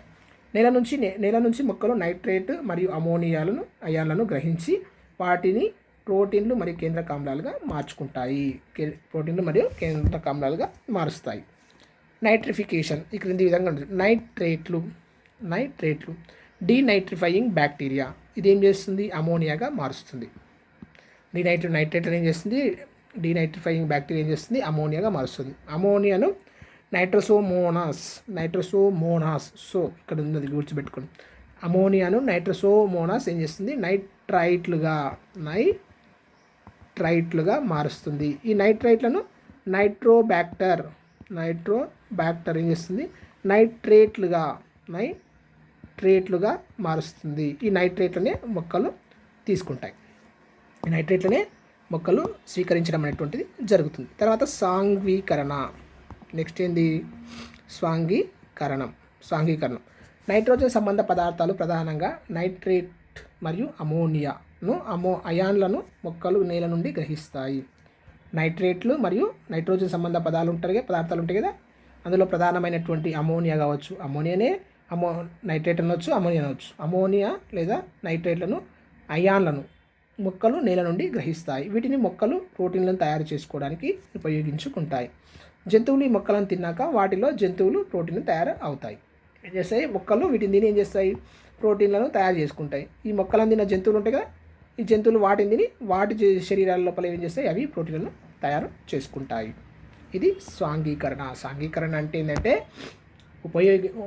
ఈ నైట్రేట్లను ఉపయోగించుకొని వాటి శరీరంలో వాటికి అవసరమైనటువంటి వాటిని సంశ్లేషించుకోవడమే సాంఘీకరణ అని అంటాం. తర్వాత అమోనిఫికేషన్. నైట్రేట్స్ మరియు ఇతర నైట్రోజన్ సంబంధ పదార్థాల నుంచి అమోనియా ఉత్పత్తి కావడాన్ని మనం అమోనిఫికేషన్ అని అంటాం. అమోనిఫికేషన్ అంటాం. మొక్కలు జంతువులు చనిపోయినప్పుడు లేదా జంతువుల వ్యర్థాలను వదిలినప్పుడు కూడా అమోనిఫికేషన్ జరుగుతుంది. మొక్కలు కానీ జంతువులు చనిపోయినప్పుడు జంతువుల వ్యర్థాలు వదిలినప్పుడు కూడా ఏమవుతుంది, అమోనిఫికేషన్ జరుగుతుంది. సేంద్రియ పదార్థాలలో ఉన్న నైట్రోజన్ నేలలోను మరియు నీటి వనరులోను తిరిగి చేరి అక్కడ విచ్ఛిన్నకారులైన సూక్ష్మజీవుల చర్యల వల్ల అమోనియాగా మారి ఇతర జీవన ప్రక్రియలకు అందుబాటులోకి వస్తుంది. సేంద్రియ పదార్థాల్లో ఉన్న ఈ నైట్రోజన్ ఏమవుతుంది, నేలలోను నీటి వనరులోను తిరిగి చేరి అవైతే ఎక్కడ ఉన్నటువంటి సూక్ష్మజీవులు ఉంటాయి కదా, అవన్నీ సూక్ష్మజీవులు ఏం చేస్తాయి, విచ్ఛిన్నకారులైన సూక్ష్మజీవుల చర్యల వల్ల అమోనియాగా మారి ఇతర జీవక్రియలకు, అవి జరుపుకునేటువంటి జీవక్రియలకు ఏమైతే అందుబాటులోనికి వస్తాయి. నత్రజని స్థాపన, నత్రీకరణ మార్గాలు కూడా ఏం చేస్తాయి, అమోనియాకు సహకరిస్తాయి. ఈ అమోనిఫికేషన్ అంటే ఏం లేదండి, నైట్రోజన్ సంబంధ పదార్థాల నుంచి అమోనియా ఉత్పత్తి కావడాన్ని మనం ఏమంటాం, నైట్రోఫికేషన్ అంటాం. దీనికోసం ఏం చేస్తాయి, అక్కడ ఉన్నటువంటి సేంద్రియ పదార్థాల్లో ఉన్నటువంటి సూక్ష్మజీవులు ఏం చేసి విచ్ఛిన్నం చేసి దాన్ని అమోనియాగా మారుస్తాయి. నత్రజని స్థాపన, నత్రీకరణ ఇవన్నీ కూడా అమోనియాకు దారితీస్తాయని చెప్తున్నాడు. తర్వాత వినత్రీకరణ, డీనైట్రిఫికేషన్. జంతు వృక్ష కణాలలోకి చేరిన నైట్రోజన్ చేరింది కదా, అదేం చేస్తుంది, చేరిన నైట్రోజన్ తిరిగి వాతావరణంలోకి చేరడాన్ని. ఇప్పుడు మొక్క ఉంది, మొక్క నైట్రేట్లను తీసుకున్నదండి, ఈ నైట్రోజన్ అనేటువంటి చేరింది మొక్కలోనికి. ఈ మొక్క నుంచి మళ్ళీ వాతావరణంలోకి రావడాన్ని మనం వినత్రీకరణ అని అంటాం. తిరిగి వాతావరణంలోకి చేరడాన్ని వినత్రీకరణ లేదా డీనైట్రిఫికేషన్ అని అంటాము. ఏమంటాం? డీనైట్రిఫికేషన్ అంటాం. దీనిలో ఘన రూపంలో ఉన్న నైట్రైట్లు వాయు రూపంలో ఉండే నైట్రోజన్గా మారుతాయి. ఇదేమో మనం చెప్పాం కదా, నైట్రైట్లు అని చెప్పాం కదా. ఈ నైట్రైట్లు ఘన రూపంలో ఉంటాయి. ఇవేం చేస్తాయి?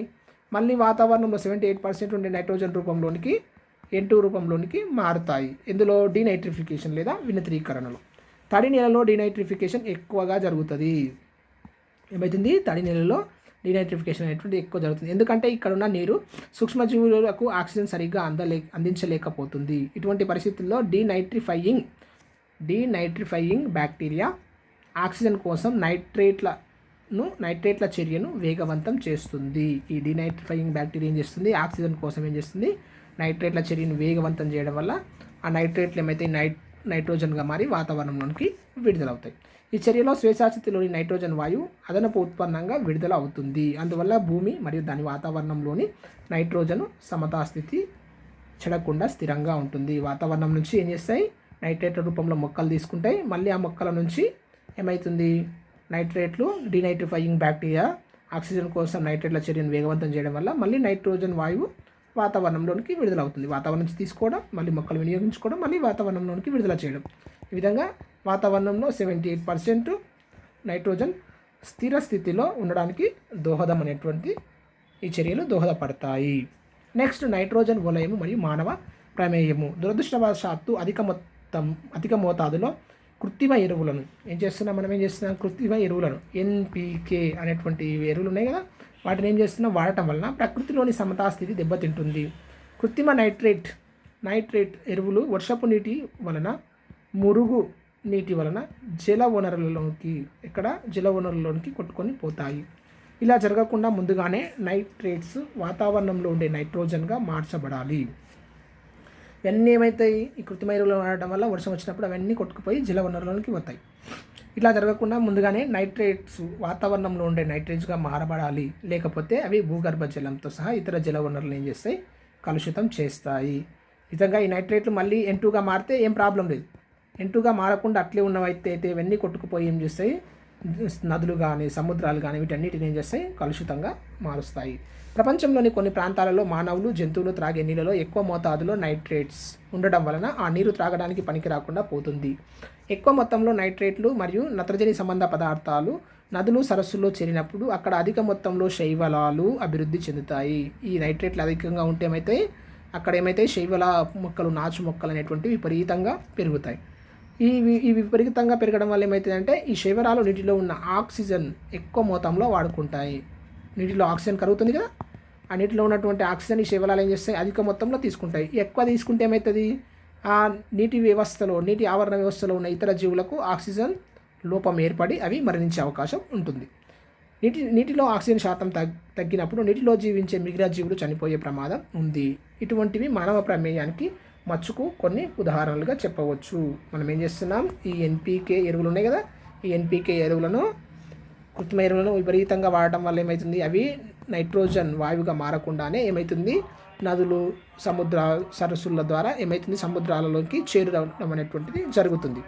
ఈ విధంగా నైట్రేట్లు ఎక్కువ ఉంటే ఏమైతే శైవలాల పెరుగుదల అధికమవుతుంది. శైవలాలు అధికంగా పెరిగితే ఏమవుతుంది? ఆ నీటి ఆవరణ వ్యవస్థలో ఆక్సిజన్ శాతం అనేటువంటి తగ్గిపోతుంది. నీటి ఆక్సిజన్ శాతం తగ్గిపోతే ఏమైతే నీటి జంతువులు అనేటువంటి చనిపోతాయి. ఈ విధంగా జీవులకు ప్రమాదం అనేటువంటిది మానవ చర్యల వల్ల, మనం NPK ఎరువులను వాడడం వల్ల నీటి ఆవరణ వ్యవస్థలో ఉన్నటువంటి జీవులకు ప్రమాదం అనేటువంటిది ముప్పుగా ఉంది. నెక్స్ట్ కార్బన్ వలయము. భూమిపై కార్బన్ వివిధ రూపాలలో లభ్యమవుతుంది. కార్బన్ ఎట్లవుతుంది?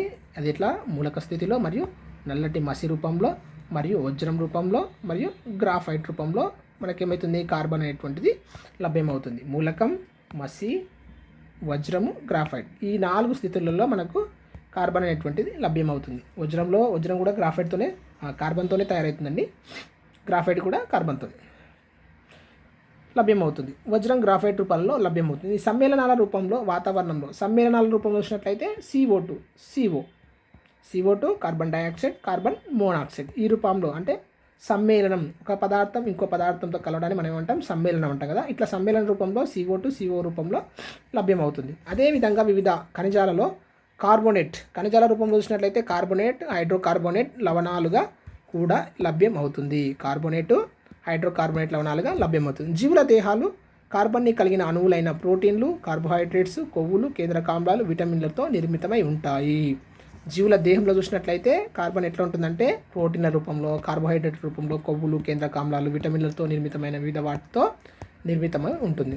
వివిధ జంతువులు అంతరాస్థి పంజరాలు మరియు బాహ్యాస్థి పంజరాలు, అంతరాస్థి పంజరాలు మరియు బాహ్యాస్థి పంజరాలు కూడా ఏమైతాయి, కార్బోనేట్ లవణాలతో నిర్మితం అవుతాయి.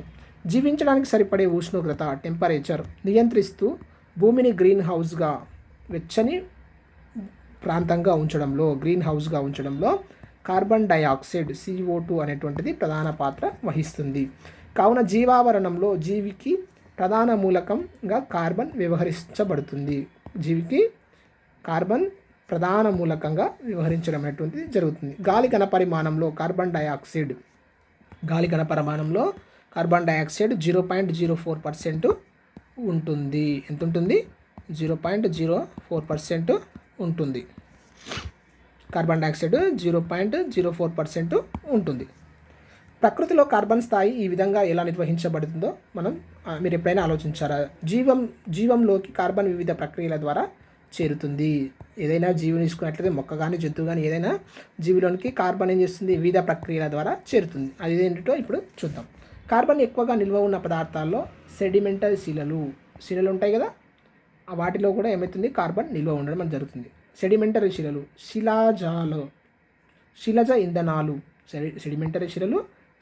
ఇంధనాలు వంటి శిలాజీకరణం చెందిన సేంద్రియ పదార్థాలు, సముద్రాలు, జీవావరణం మొదలైనటువంటి వాటిలో కార్బన్ అనేటువంటిది నిల్వ ఉంటుంది. కార్బన్ ఉన్న పదార్థాలు ఇవన్నీ ఏంటివి? సెడిమెంటరీ శిలలు, శిలాజ ఇంధనాలు మరియు సేంద్రియ పదార్థాలు మరియు సముద్రాలు మరియు జీవావరణం మొదలైనటువంటి. కిరణజన్య సంయోగ క్రియ లేదా ఫోటోసింథసిస్. జీవ సంబంధ కర్బన వలయంలో సేంద్రియ వాతావరణ కార్బన్ను జీవ సంబంధ రూపంలో మార్చడం మొదటి మెట్టు. జీవ సంబంధ ఈ కర్బన వలయంలో ఇదేంటి, నిరేంద్రియ వాతావరణ కార్బన్ను జీవ సంబంధ రూపంలోనికి, ఇది ఎలాంటి ఉపయోగపడినటువంటి నిరేంద్రియ కార్బన్ ఏం చేస్తుంది, ఇది జీవులకు అవసరమైనటువంటి జీవ సంబంధ కార్బన్గా మార్చడం కిరణజన్య సంయోగక్రియ ముఖ్య అంశం. ఇందులో మనం చెప్పుకున్నాగా 6CO2 + 12H2O. ఇందులో కార్బన్ అనేటువంటిది ఫోటోసింథసిస్లో కార్బన్ అనేటువంటిది ఉపయోగపడుతుంది. కాబట్టి ఇది నిరేంద్రియంగా వాతావరణంలో ఎలాంటి ఉపయోగకరం లేనటువంటి వాటిగా ఉండేటువంటి ఈ కార్బన్ను ఫోటోసింథసిస్ ఏం చేస్తుందంటే జీవ సంబంధ అంశంగా మార్చుతుంది. ఆ జీవ సంబంధ అంశంగా మార్చి భూమిపై ఉండే వేల కోట్ల జీవరాశులకు ఆహారం తయారు చేయడంలో ముఖ్య పాత్ర వహించింది ఏంటంటే ఫోటోసింథసిస్. జీవ సంబంధ రూపంలో మార్చడం మొదటి మెట్టు. మొక్కల్లోనూ ఇతర జీవులైనటువంటి ఉత్పత్తిదారుల్లోనూ అంటే మొక్కలోనూ ఇతర జీవులైనటువంటి ఉత్పత్తిదారుల్లోనూ కిరణజన్య సంయోగ క్రియ ద్వారా జీవ రూపంలో కార్బన్ స్థాపన చేయబడుతుంది. జీవ రూపంలో అంటే జీవులకు ఉపయోగపడే రూపంలో కార్బన్ ఏమవుతుంది, స్థాపించబడుతుంది. కిరణజన్య సంయోగ క్రియలో సూర్యరశ్మిలోని శక్తి రసాయన శక్తిగా మార్చబడుతుంది. కిరణజన్య సంయోగ క్రియలో ఏమవుతుంది, ఫోటోసింథసిస్లో సూర్యరశ్మిలోని శక్తి ఉంటుంది కదా, ఆ శక్తి ఏమవుతుంది, రసాయనిక శక్తిగా మార్చబడుతుంది. కిరణజన్య సంయోగ క్రియలో కార్బన్ డయాక్సైడ్, నీరు సంయోగం చెంది సరళమైన చక్కెర అణువులైనటువంటి గ్లూకోజ్ ఏర్పడడానికి కాంతి శక్తి సహాయపడుతుంది. మనం చెప్పుకున్నాం కదా, 6CO2 + 12H2O. కార్బన్ డయాక్సైడ్, నీరు సంయోగం చెంది సరళ చక్కెరలైనటువంటి C6H12O6 గ్లూకోజ్ అనేటువంటిది ఏర్పడుతుంది. ఇందుకోసం కాంతి అనేటువంటిది కూడా ఉపయోగపడడం అనేటువంటిది జరుగుతుంది. ఇక్కడ చెప్పాడు కదా, కాంతి శక్తి సహాయపడుతుంది. ఈ కాంతి సూర్యరశ్మిలోని శక్తి రసాయన శక్తిగా మార్చబడుతుంది. కాంతి శక్తి కూడా ఈ ఫోటోసింథసిస్లో సరళ చక్కెరలు ఏర్పడడానికి ఉపయోగపడుతుంది. సముద్రాల్లో నీటిలో నివసించే వృక్ష ప్లవకాలు నదులు, సముద్రాలు, అందులో ఉన్నటువంటి వృక్షాలు కూడా కిరణజన్య సంయోగ క్రియను ఫోటోసింథసిస్ను జరుపుకుంటాయి. అవి కూడా ఆహార పదార్థాలను తయారు చేసుకుంటాయి. వాటిని తీసుకొని వృక్ష జల ఆవరణ వ్యవస్థలో ఉన్నటువంటి మొక్కలను ఏం చేస్తాయి, జల ఆవరణంలో ఉన్నటువంటి జంతువులు వాటిని తీసుకొని ఆహారంగా తీసుకొని జీవించగలుగుతాయి. అట్లా వృక్ష ప్లవకాలు కిరణజన్య సంయోగ క్రియను నిర్వర్తిస్తాయి. సముద్రాలు, నీటిలో నివసించే వృక్ష ప్లవకాలు కూడా ఏం చేస్తాయి, వృక్ష ప్లవకాలు అంటే చిన్న చిన్న వృక్ష మొక్కలు, వృక్ష మొక్కలండి, నీటిలో ఉండేటువంటి మొక్కలు, హైడ్రిల్లా, వ్యాలిస్నేరియా అలాంటివన్నీ కూడా వృక్ష ప్లవకాలు అని అంటాం. వృక్ష ప్లవకాలు ఏం చేస్తాయి, కిరణజన్య సంయోగ క్రియను నిర్వర్తిస్తాయి. అన్ని మొక్కలు, జంతువులకు కార్బోహైడ్రేట్లు శక్తినిచ్చే వనరుగా మారుతాయి. అన్ని మొక్కలు ఉన్నాయి కదా, మొక్కలు, జంతువులకు కూడా ఏం చేస్తాయి, కార్బోహైడ్రేట్లు శక్తినిచ్చే వనరుగా మారుతాయి. మనం ఏం చేస్తాం, కిరణజన్య సంయోగ క్రియలు ఏం ఏర్పడుతున్నాయి, కార్బోహైడ్రేట్స్ ఏర్పడుతున్నాయి కదా, గ్లూకోజ్, C6H12O6 ఇవన్నీ కూడా ఏం చేస్తుంది, మొక్కలకు, జంతువులకు శక్తినిచ్చే వనరే ఇదంతా. మొక్కల్లో కొంత కార్బన్ తాత్కాలిక శక్తిని ఇవ్వడానికి అనువుగా సరళ గ్లూకోజ్గా ఉండిపోతుంది. ఏం చేస్తుంది, సరళ గ్లూకోజ్గా ఉండిపోతుంది. మిగిలిన కార్బన్ శాశ్వతంగా వాడటానికి అనువుగా సంక్లిష్ట అణువులతో కూడిన పిండి పదార్థంగా స్టార్చ్ రూపంలో నిల్వ చేయబడుతుంది. మిగిలిన కార్బన్ ఏం చేస్తుంది, శాశ్వతంగా వాడుకోవడానికి ఏమవుతుంది, స్టార్చ్ రూపంగా ఏం చేస్తుంది, కొంత గ్లూకోజ్ ఏమవుతుంది వినియోగించబడుతుంది, కొంత గ్లూకోజ్ ఏమవుతుంది స్టార్చ్ రూపంలో నిల్వ ఉంటుంది భవిష్యత్తు అవసరాల కోసం. అది మొక్కల్లో కానీ జంతువులలో కానీ స్టార్చ్ రూపంలో నిల్వ చేయబడుతుంది. చక్రీకరణ మరియు నిల్వ చేయడం, సైక్లింగ్ మరియు స్టోరేజ్. వాతావరణంలో ఉన్నటువంటి కార్బన్ డైఆక్సైడ్ నేరుగా ప్రధాన ఉత్పత్తిదారులైన ఆకుపచ్చని మొక్కల్లోనికి చేరుతుంది. అదేం చేస్తుంది, ఆకుల్లో ఉన్నటువంటి పత్రరంధ్రాలు ఉంటాయి కదా, ఈ పత్రరంధ్రాల ద్వారా ఏం చేస్తుంది, ఫోటోసింథసిస్ చర్యలోనికి నేరుగా కార్బన్ డైఆక్సైడ్ అనేటువంటిది చేరుతుంది. అక్కడ నుండి వినియోగదారులకు చేరుతుంది. ఇప్పుడు మొక్కలు ఉపయోగించుకొని ఆహార పదార్థాలు తయారు చేసుకున్నాయి. మొక్కలు తిన్నటువంటి జంతువులు ఉంటాయి కదా, వాటిని వినియోగదారులు అంటారు. ఈ వినియోగదారులోనికి చేరుతుంది. ఈ రెండింటి నుండి సూక్ష్మజీవులు అయిన విచ్ఛిన్న కార్లకు చేరుతుంది. మళ్ళీ జంతువులు, మొక్కలు చనిపోతాయి కదా, చనిపోయి నీళ్ళ మీద పడినప్పుడు వీటిని ఏం చేస్తాయి, సూక్ష్మజీవులు, బ్యాక్టీరియా, వైరస్ ఇవన్నీ ఏం చేస్తాయి, విచ్ఛిన్నం చేస్తాయి. ఇవన్నీ విచ్ఛిన్న కార్లు, ఇవి కూడా మళ్ళీ ఉపయోగించుకుంటాయి. సూక్ష్మజీవులైన విచ్ఛిన్న కార్లకు చేరుతుంది. ఇలా శిలజ ఇంధనాలు, కార్బోనేట్ శిలలు, సముద్రంలో కరిగి ఉన్న కార్బన్ డయాక్సైడ్ మొదలైనవన్నీ కార్బన్ యొక్క అదనపు నిల్వలుగా చెప్పవచ్చు. వీటితో కాకుండా ఇవేమైతే ఈ చనిపోయిన వృక్ష జంతు శరీరాలన్నీ కూడా ఏమైతాయి, శిలజ ఇంధనాలుగా మారుతాయి. తర్వాత కార్బోనేట్ శిలలు, సముద్రంలో కరిగిన కార్బన్ డయాక్సైడ్ ఇవన్నీ కూడా కార్బన్ యొక్క అదనపు ఉత్పన్నాలు. ఈ వాతావరణంలో ఉన్న కార్బన్ డైఆక్సైడ్ ఫోటోసింథసిస్ ద్వారా చేయడమే కాకుండా ఇవన్నీ కూడా ఏమైతే ఈ కార్బన్ యొక్క అదనపు ఉత్పన్నాలుగా ఉండడం అనేటువంటిది మనం చూడవచ్చు. తర్వాత మొక్కల్లో అదనపు నిల్వలు మొక్కల్లో స్థాపనకు ప్రత్యక్షంగా అందుబాటులో ఉండవు. అయితే ఇందులో మొదటి రెండు ఉన్నాయి కదా, మొదటి రెండు ఉన్నటువంటివి ఏంటివి, అవి డైరెక్ట్గా మొక్కలకు అందుబాటులో ఉండవు. శిలజ ఇంధనాలు, కార్బోనేట్ శిలలు, సముద్రంలో కరిగిన కార్బన్ డైఆక్సైడ్ మొదలైనవన్నీ కార్బన్ యొక్క అదనపు నిల్వలుగా చెప్పవచ్చు. ఇందులో మొదటి రెండు, ఇది శిలజ ఇంధనాలు కానీ కార్బోనేట్ శిలలు కానీ, ఇవన్నీ మొదటి రెండు అదనపు నిల్వలు మొక్కలలో స్థాపనకు ప్రత్యక్షంగా అందుబాటులో ఉండవు. శిలజ ఇంధనాలు మండినప్పుడు కరగని కార్బోనేట్లు కరిగిన బైకార్బోనేట్లుగా మారినప్పుడు మాత్రమే కార్బన్ డైఆక్సైడ్ అందుబాటులోనికి వస్తుంది. ఈ శిలజ ఇంధనాలు ఉన్నాయి కదా, ఈ శిలజ ఇంధనాలు డైరెక్ట్గా మొక్కలు తీసుకోలేవు. తర్వాత కార్బోనేట్ శిలలు ఉన్నాయి, వీటిని డైరెక్ట్గా తీసుకోలేవు, అందుకే ఈ మొక్కల స్థాపనకు ఉపయోగపడవు. ఇవేం చేస్తాయి, శిలజ ఇంధనాలు, పెట్రోలియం, డీజిల్ ఉంటుంది కదా, వీటిని మనం మండించినప్పుడు ఏమవుతాయి, కరగని కార్బోనేట్లు ఏమైతే కరిగిన బైకార్బోనేట్లుగా మారుతాయి. ఆ కరిగిన బైకార్బోనేట్లు మారినప్పుడు అది మళ్ళీ CO2 రూపంలోనికి మారుతుంది. ఆ CO2ను ఏం చేస్తాయి, మొక్కలు వినియోగించుకుంటాయి. కార్బన్ డైఆక్సైడ్ అందుబాటులోనికి వస్తుంది. వాతావరణంలోకి తిరిగి కార్బన్ డైఆక్సైడ్ చేరడం అనేది వివిధ మార్గాల్లో జరుగుతుంది. ప్రధానంగా శ్వాసక్రియ విధానంలో ఆహారపు అణువుల విఘటన చెంది శక్తి మరియు ఏమవుతుంది, CO2 అనేటువంటిది మారినప్పుడు, శక్తి మరియు CO2గా మారినప్పుడు శిలజ ఇంధనాలు మరియు అకర్బన పదార్థాలు దహనం చెందడం, అడవులు కాలిపోవడం, అగ్నిపర్వతాలు బద్దలవ్వడం వంటి జరిగినప్పుడు కార్బన్ డైఆక్సైడ్ వాతావరణంలోనికి విడుదలవుతుంది.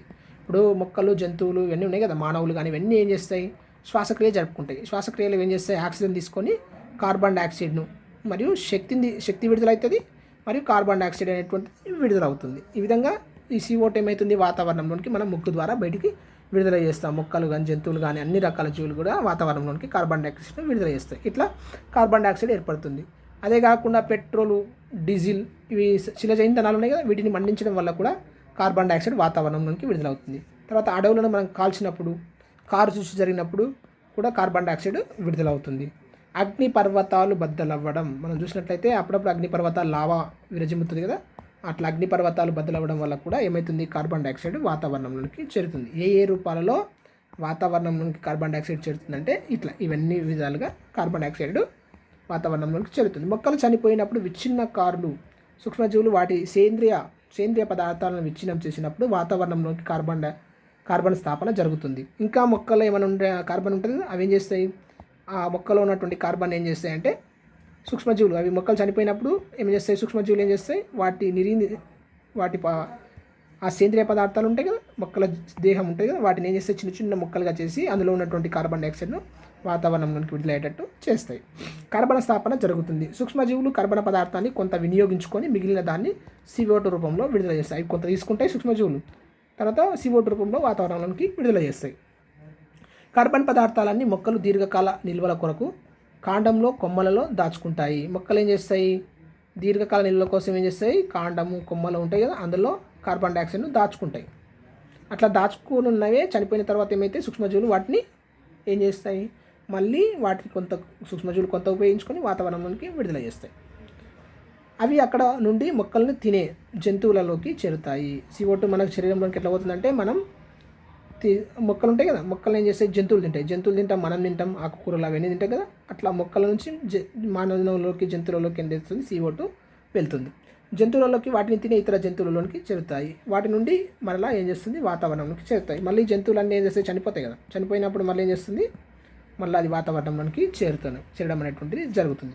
జంతువులు శ్వాసక్రియ ద్వారా వాతావరణంలోకి కార్బన్ డైఆక్సైడ్ను రూపంలో పంపిస్తాయని మనం తెలుసుకున్నాం. జంతువులు ఏం చేస్తాయి, శ్వాసక్రియ ద్వారా మనం తెలుసుకున్నాం కదా, కార్బన్ డైఆక్సైడ్ను పంపిస్తాయి. అయినప్పటికీ కొంత కార్బన్ చనిపోయే వరకు వాటి శరీరాల్లోనే ఉంటుంది. కొంత కార్బన్ ఏం చేస్తుంది, వాటి శరీరాల్లో ఉండిపోతుంది. అవి చనిపోయి నేలలో కూలిపోయినప్పుడు అవి తిరిగి మళ్ళీ వాతావరణంలోకి విడుదలవుతుంది. వివిధ సమ్మేళనాల రూపంలో నేలలో సేంద్రియ పదార్థంగా కార్బన్ ఏమవుతుంది, నిల్వ ఉంటుంది. ఉదాహరణకి మనం వాడే శిలజ ఇంధనాలు ఇవి ఈ రకానికి చెందినవే. శిలజ ఇంధనాలు కూడా ఏమైతే కార్బన్ నిల్వలే. ఓకే, అదేం చేస్తాయి, మనం వాటిని మండించినప్పుడు CO2 రూపంలో అవి మనం బయటికి ఉపయోగపడే రూపంలోకి మారుతాయి. కార్బన్ వలయం మరియు మానవ ప్రమేయం. సముద్ర గర్భంలోని కార్బన్ వాతావరణంలోకి తిరిగి రావాలంటే 10 మిలియన్ల సంవత్సరాలు పడుతుందంట. సముద్రాల్లో ఉంటుంది కార్బన్ కరిగి ఉంటుందండి సముద్ర నీటిలో.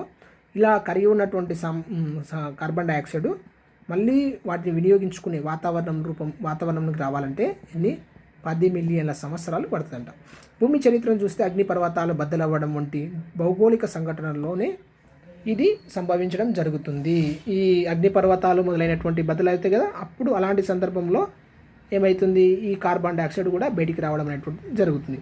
ప్రస్తుత వాతావరణంలో ఉన్న కార్బన్ డైఆక్సైడ్ గతంలో జరిగిన భౌగోళిక సంఘటనల ఫలితమే ఏర్పడినది. ఇప్పుడు మనం వాతావరణంలో కార్బన్ డైఆక్సైడ్ ఉంది కదా, ఈ కార్బన్ డైఆక్సైడ్ గతంలో అగ్నిపర్వతాలు బద్దలవ్వడం మొదలైనటువంటి భౌగోళిక సంఘటనల వల్లే ప్రస్తుతం ఉన్నటువంటి కార్బన్ డైఆక్సైడ్ ఏర్పడదని చెప్తున్నాం. మనం బొగ్గు నూనెలను రెండు హైడ్రోకార్బన్లనే మనం బొగ్గు కానీ నూనెలను కానీ విద్యుత్ ఉత్పత్తికి వాహనాల కొరకు విపరీతంగా వినియోగిస్తున్నాం. మనం ఏం చేస్తున్నాం, బొగ్గును మరియు పెట్రోల్, డీజిల్ ఇవన్నీ ఉపయోగిస్తున్నాం కదా విద్యుత్ కోసం, వాహనాలు నడపడం కోసం విపరీతంగా వినియోగిస్తాం. ఈ హైడ్రోకార్బన్ను దహనం చెందడం వల్ల ఏమవుతుంది, CO2 మరియు CO carbon monoxide, carbon dioxide వాయువులు అదనపు ఉత్పన్నాలుగా, అంటే అవి వాతావరణంలో ఉన్నదానికంటే ఎక్కువగా ఏమవుతున్నాయి, అదనపు ఉత్పన్నంగా ఏర్పడుతున్నాయి. పారిశ్రామిక విప్లవం ఆరంభమైన తర్వాత వాతావరణంలో కార్బన్ డైఆక్సైడ్ ప్రమాణం పెరుగుతూ వస్తుంది. మనం ఏం చేస్తున్నాం, అత్యధికంగా ఏం చేస్తున్నాం, శిలజ ఇంధనాలను, పారిశ్రామిక విప్లవం తర్వాత శిలజ ఇంధనాలను మండించడం వల్ల ఏమవుతుంది, కార్బన్ డైఆక్సైడ్ అనేటువంటిది కార్బన్ డైఆక్సైడ్ శాతము ఉన్నదానికంటే ఎక్కువ పరిమాణంలో వాతావరణంలోకి చేరుతుంది. ముఖ్యంగా మానవులు శిలజ ఇంధనాలను విరివిరిగా వాడటం వల్ల ఇది జరుగుతుంది. అడవులను నరకడం, ఇప్పుడు మొక్కలు ఏం చేస్తాయి, ఫోటోసింథసిస్ ద్వారా CO2ని తీసుకుంటాయి. తద్వారా మొక్కలే తక్కువైనాయి అనుకో, ఏమవుతుంది, ఆ CO2 పరిమాణం అదేవిధంగా వాతావరణంలో ఉండిపోతుంది. తర్వాత వ్యవసాయ విస్తరణను పెంచుతూ పోవడం వంటి వాటి వలన కార్బన్ వలయంలో మార్పులు వస్తున్నాయి. మార్పులు అంటే సమతాస్థితి లేకుండా ఏమవుతుంది, కార్బన్ యొక్క స్థాయిలు పెరుగుతున్నాయి. దాన్నే మనం మార్పులు అని చెప్తాం. ఇవేం చేస్తున్నాం, అడవులు నరికేయడం మరియు మనం అత్యధిక పంటలు పండించడం కోసం అడవులు నరికి మట్టి వ్యవసాయ భూములుగా మార్చడం, ఇవన్నీ ప్రభావం కార్బన్ పైన పడుతున్నాయి. కార్బన్ వాతావరణంలో ఉన్న సమస్థితిని దెబ్బతీస్తున్నాయి. ఇవన్నీ చర్యలు ఫలితంగా వాతావరణంలో కార్బన్ డైఆక్సైడ్ ప్రమాణం పెరిగిపోతుంది. చెట్లు అధిక మొత్తంలో కార్బన్ను తమలో నిల్వ చేసుకుంటాయి. అవి చనిపోయి కుళ్ళుతున్నప్పుడు వాటిలోని కార్బన్ డైఆక్సైడ్ వాతావరణంలోకి విడుదలవుతుంది. అంతవరకు ఏం చేస్తాయి, వాటిలో స్టోర్ చేసుకుంటాయి. తద్వారా అవి కొంతవరకు వాతావరణంలో కార్బన్ డైఆక్సైడ్ శాతాన్ని తగ్గిస్తాయి. మానవులు అడవులను నాశనం చేయడానికి ప్రధానంగా అడవులు తగలబెడతారు.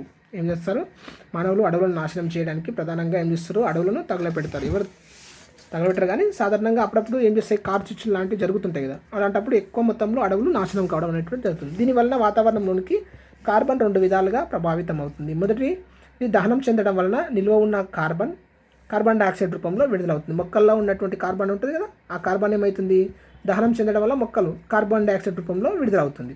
రెండవది, అడవులు నరికివేస్తూ భూమిని ఖాళీ చేయడం వల్ల ఏమేస్తుంది, భూమిని ఖాళీ చేయడం వల్ల కిరణజన్య సంయోగ క్రియ ద్వారా వాతావరణంలో అధిక మొత్తంలో మొక్కల్లో కార్బన్ డైఆక్సైడ్ వినియోగించబడదు. ఫలితంగా CO2 పరిమాణం పెరిగిపోతుంది.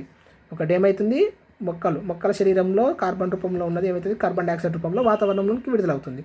మరి మొక్కలు ఎక్కువ ఉంటే ఏమవుతుంది, అవి ఏం చేస్తాయి, ఫోటోసింథసిస్ని జరుపుకుంటాయి. అవి వాతావరణంలో ఉన్నటువంటి CO2ను తీసుకుంటాయి. ఒకవేళ మొక్కలే లేకుండా మనం నరికేసినాం అనుకో, అవి ఏం చేస్తాయి, CO2ని వినియోగించుకోలేవు. తద్వారా ఏమవుతుంది, వాతావరణంలో CO2 పరిమాణం పెరుగుతుంది. కార్బన్ డైఆక్సైడ్ ప్రధానంగా గ్రీన్ హౌస్ వాయువు. ఇదేం చేస్తుంది, గ్రీన్ హౌస్ వాయువుగా పనిచేస్తుంది. గ్రీన్ హౌస్ వాయువు అంటే ఇది సూర్యుడి నుంచి లభించేటువంటి కాంతి ఉంటుంది కదా, ఆ కాంతిని వేడి ఉంటుంది, యూవీ రేస్ లాంటి వాటిని పట్టి ఉంచడానికి ఉపయోగపడుతుంది. అది గ్రీన్ హౌస్ వాయువుగా పనిచేస్తుంది. మానవ ప్రమేయం వల్ల వాతావరణంలో CO2 పరిమాణం పెరిగినప్పుడు గ్రీన్ హౌస్ ప్రభావం అధికం కావటం వల్ల భూగోళ ఉష్ణోగ్రతలు పెరుగుతున్నాయి. ఇదేం చేస్తుంది, సూర్యుని వేడి ఉంటుంది, ఆ వేడిని అత్యధికంగా శోషించుకుంటుంది. ఇది CO2 శోషించుకోవడం వల్ల ఏమవుతుంది, ఎక్కువ మొత్తంలో వాతావరణంలో CO2 ఉంటే ఏమవుతుంది, ఎక్కువ వేడిని శోషించుకుంటుంది. తద్వారా ఏమవుతుంది, వాతావరణం వేడిగా ఉండడం అనేటువంటిది, రోజు రోజుకు ఉష్ణోగ్రతలు అనేటువంటి పెరగడం అనేటువంటిది జరుగుతుంది. హరిత గృహ ప్రభావం, గ్రీన్ హౌస్ ఎఫెక్ట్. మనం మొక్కలు పెంచడానికి గాజుతో తయారు చేయబడిన చిన్న ఇల్లే గ్రీన్ హౌస్. మొక్కలు సూర్యరశ్మిని గ్రహించి నిల్వ చేసి వేడిని బయటికి పోకుండా ఆపడం వలన లోపలంతా వెచ్చగా ఉంటుంది. ఈ గ్రీన్ హౌస్ మనం చూసినట్లయితే ఈ విధంగా ఉంటుందండి. గ్రీన్ హౌజులు ఏం చేస్తారు, ఈ మొక్కలను పెంచుతారు. ఇందులో ఇది గ్రీన్ హౌస్ వారిలో పాలీ హౌజులు, గ్రీన్ హౌస్ లాంటివి ఉంటాయి. గ్రీన్ హౌజులు ఏమైతే ఏం చేస్తుంది, బయట ఉన్నటువంటి సూర్యరశ్మిని లోపలికి పీల్చుకొని ఈ గ్రీన్ హౌస్ ఏం చేస్తుంది, ఇక్కడ లోపల మొత్తం వెచ్చగా ఉంచుతుంది. అంటే ఎలాంటి వాతావరణం ఉన్నా ఇదేం చేస్తుంది, లోపల ఒకే విధమైనటువంటి వాతావరణాన్ని ఏం చేస్తుంది, స్థిరకాలం ఉంచుతుంది లేదా మెయింటెనెన్స్ చేస్తుంది. ఈ విధంగా ఉండడం వల్ల ఏమవుతుంది, మొక్కలు ఏపుగా పెరగడం, అధిక ఫలసాయాన్ని అందించడం అనేటువంటిది జరుగుతుంది.